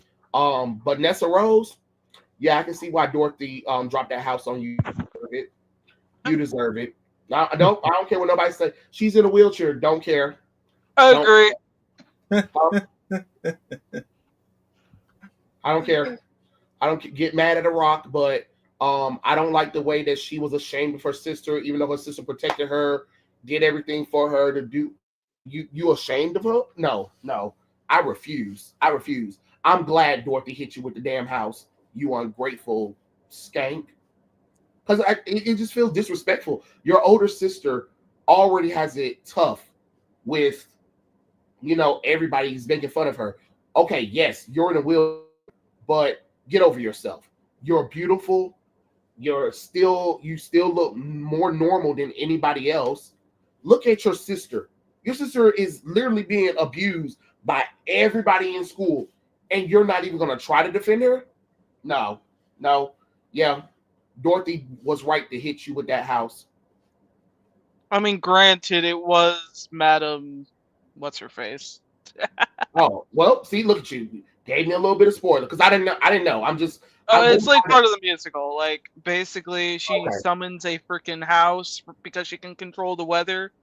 Oh, And so it was her that brought yeah, Dorothy. See, I knew what brought Dorothy though, because it was just I thought it was a regular tornado from Kansas. Because see, I thought it was a regular tornado. I'm going back from the original Wizard of Oz, so I was comparing everything from what I saw in the original Wizard of Oz. oh yeah, I you didn't should know like that. definitely watch the like full thing on YouTube. I think there's like a full thing on YouTube, so you can definitely see that. So you're prepared for like part two, because part two, And I'm that's definitely gonna see it's gonna pull at everyone's heartstrings. I just know it. and that's another thing too. How dare they part one? What do you mean part one? It makes it easy. Like, look at Dear Evan Hansen. That fucking sucked. That Which fucking one? sucked bad because they crammed it all in for 2 hours, and Wait, which they one? took out songs that made the like musical, the musical, and they thought, hey, if we just remove this song and replace it with this, no, it did not do shit for it. So I'm glad that there's two parts, so we don't have to cram all those songs into 2.5 hours for Wicked. Like, that would have been difficult because No, people would have been pissed. I'm saying they should have probably put part one on it though. It's just like after they got our asses in seats, then they were like, "Oh, by the way, this is Wicked Part 1." What? Because some of us was in the theater was like, "Wait, what do you mean Part 1?" because remember the promotional only said Wicked. Yeah. It never said Part 1 until after the movie was released in theaters, and everybody was like, "Oh, Part 1." Y'all think y'all slick? Yeah, I really wish they had made Dear Evan Hansen two parts, because that. That movie that I was telling that I was like, I'm so sorry, but what I saw in that movie was some. It was bad. It was bad. I was the musical was really good. The problem is that like you couldn't when you tell. try to adapt a musical into a movie, you have to try and cram it into 2.5 hours. But with the amount of songs there are in the plot line, it's kind of nearly impossible to do that. Yeah. That movie was like, I was like, oh my Lord, if this is what the play's supposed to be, no, I'm good. No, thank you. And Jesus Christ, y'all did not make me like this character. That movie did not make me like Evan at all. Like, it made me be like, what the fuck is with this weirdo? No, seriously, the boy needs therapy and maybe go to jail for a little bit. Something. I don't know. The movie did not help me at all. Like, people were, because a lot of people was excited, and then a lot of people went to go see it, and everybody was just like, what the hell was that? And I'm just like, shoot, at this point they might as well did a NBC Live and just did the whole play on TV for us to watch, like they did Hairspray Live and The Wiz Live. I think Dear Evan should have probably been a live performance instead of a movie. And then it didn't make any sense to put Ben back in there, because it's like, you're 30-something years old. Like, stop it. We can see a little bit of they really shouldn't have brought him in, to be honest. They should have just picked it like an actual teenager, like 20-year-old maybe even, but Which not is crazy. 30. His fiance looked younger than him, and I was like, and he was the next after him. I was like, you could have used him. He looks like a child. He looks like a child. Why you didn't use him? It was weird. It was weird all around. It was just a whole weird situation with that one. I think they messed that one definitely up on that kind of thing. And then that goddamn I ain't gonna lie, that damn cake though that Ethelba had at the end, I was just like, how long that damn cake keep getting? That cake got longer and longer every time she flew around defying gravity. I was like, all right. How long this cape is getting long? It's just probably just like magic. Yeah, like because I know when Glenda first put it on, it was long, right? But then when she jumped out the window, it got even longer. And then when she stopped and then the flying monkeys hit everybody, it got even longer than it was beforehand. She circled around defying gravity, and then no one in all of Oz, no wizard there that is or was ever going to bring me down. I'm like, baby, how long the damn cape gonna be? Because at this point, the damn flying monkey should be able to catch your ass. Just hang on to a cape. That's all I'm saying. And it looks like there's supposed to be more to that Prince guy. But my thing is, who the hell gonna believe that 30-something-year-old man, probably pushing 40, I don't know his age, but you really think that I'm supposed to believe that he's supposed to be a college student? Yeah, you can dance through life. First off, that it was very disrespectful to dance on them damn books like that. Like, what we doing? What are we doing? You just gonna put your little nasty ass feet on these books? Oh, okay. All right. Okay, you better sashay your ass somewhere else up out of here. But it was kind of sad what they did to the little goat though. I was like, oh, that's so sad. They done fired him and they're trying to take away his ability to speak and everything. I heard that they cut that lady from singing because whatchamacallit can't really sing. So they had to who? The weather woman. Her? Yeah, because the actress can't really sing, so people to auto tune a little bit of what she was saying and cut some of the song. That I guess it was a longer version of that song because they said that she can't really sing. So I was just like, well, why you didn't get somebody who can actually sing then? Dub her voice singing. I heard they were going to consider I think one of the options, from what I remember from a few of the people who were going to be that specific character, I think one of them was like Jennifer Lopez, and I'm like, what the fuck? Excuse me? Stop it. We don't want her. It was like so fucking weird. I was like, why would you consider her? Like, she doesn't look like that. Stuff too. Like, why?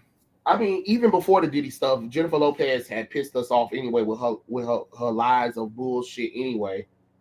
So I haven't even kept up with her. Like, that's how forgettable she was to me. Yeah. We found out that she stole almost all the black people's music and stuff like that sound black. And wait, what? Oh yeah.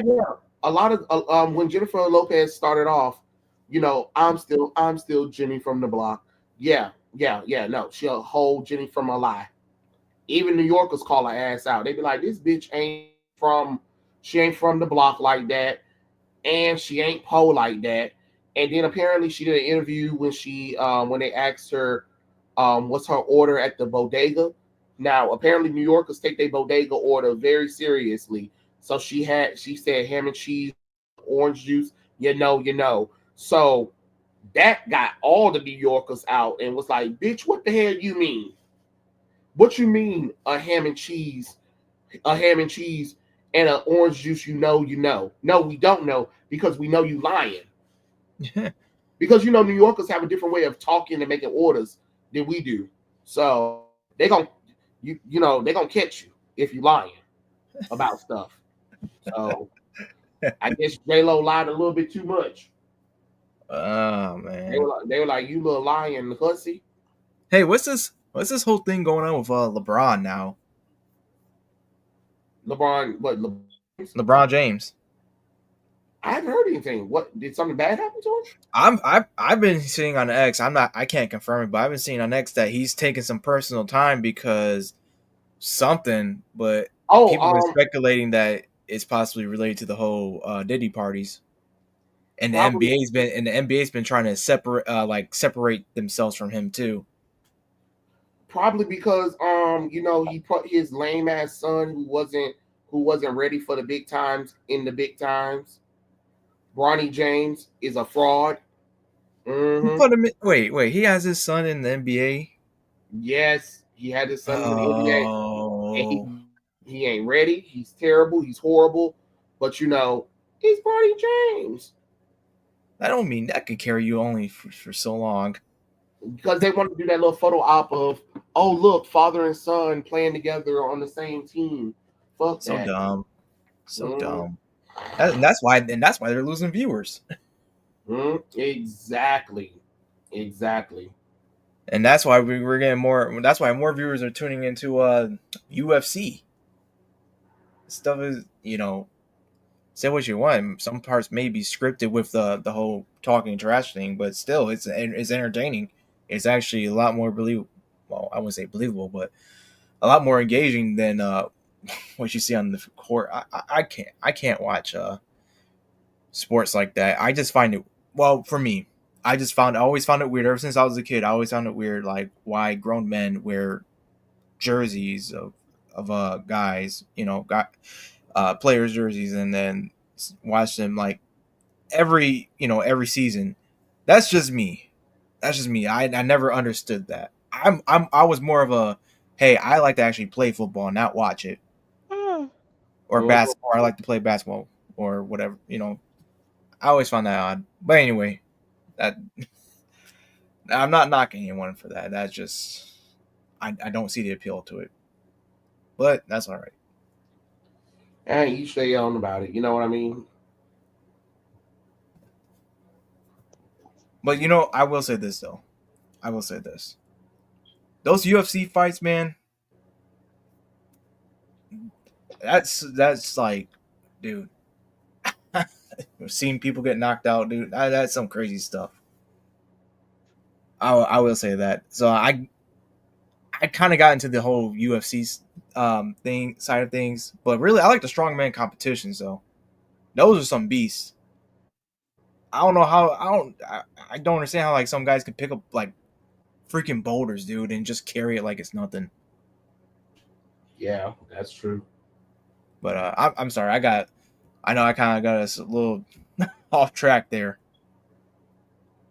But see, I can watch golf. I can't watch golf. I can't watch NASCAR. NASCAR is kind of cool, but I can't watch it. I can't watch a lot of things. And I'm just playing, I guess. I mean, but I guess we're reached that time now with the stream. It's 3 hours. Wow. Damn. 3 hours. I was not expecting that.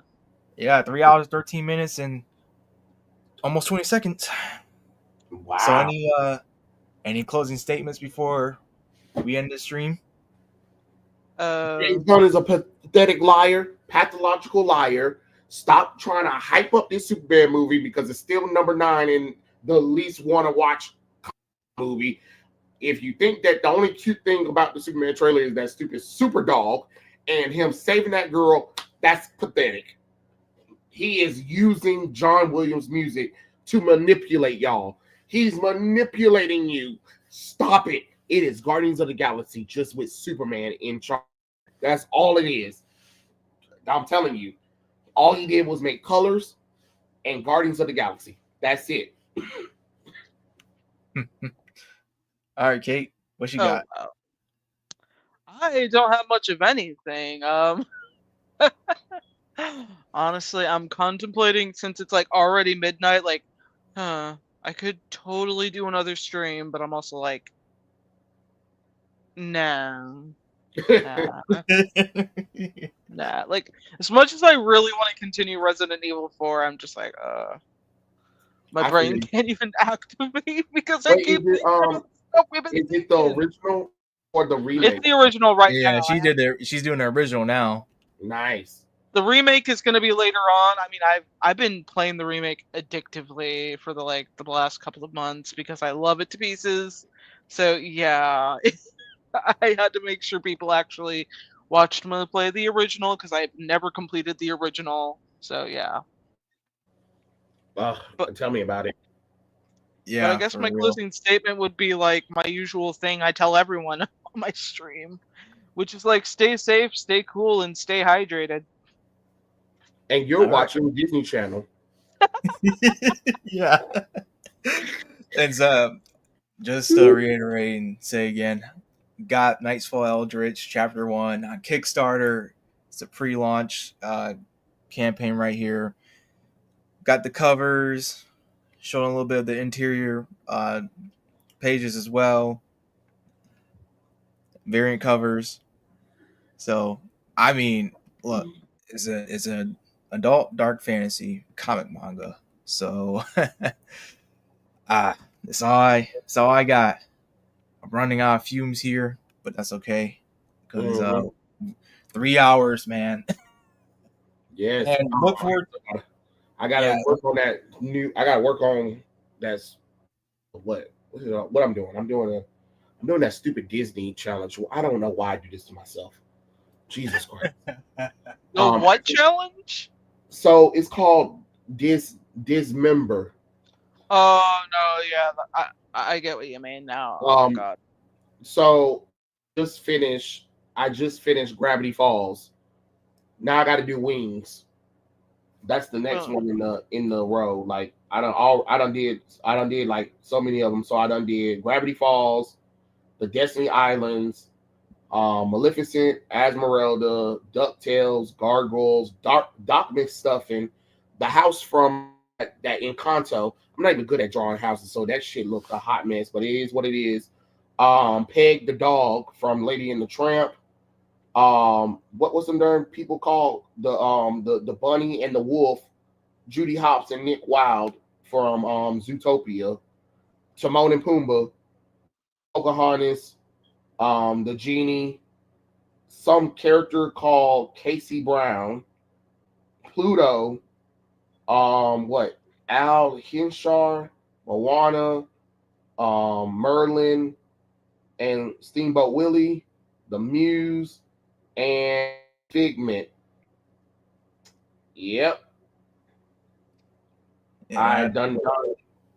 That's my art challenge that I don't know why. I don't know why I said yet. I don't know why I do this to myself. It just happens and goes. I just kind of stopped like after maybe day 13, or maybe it was day 12. I kind of just stopped with my challenge. I might have to like finish at least a one good piece for Christmas to at least make up for the fact that Yeah. I gave up in between. So I'm probably gonna do something Claire and Leon related. So that should be fun. Oh, you was doing the Disney challenge too?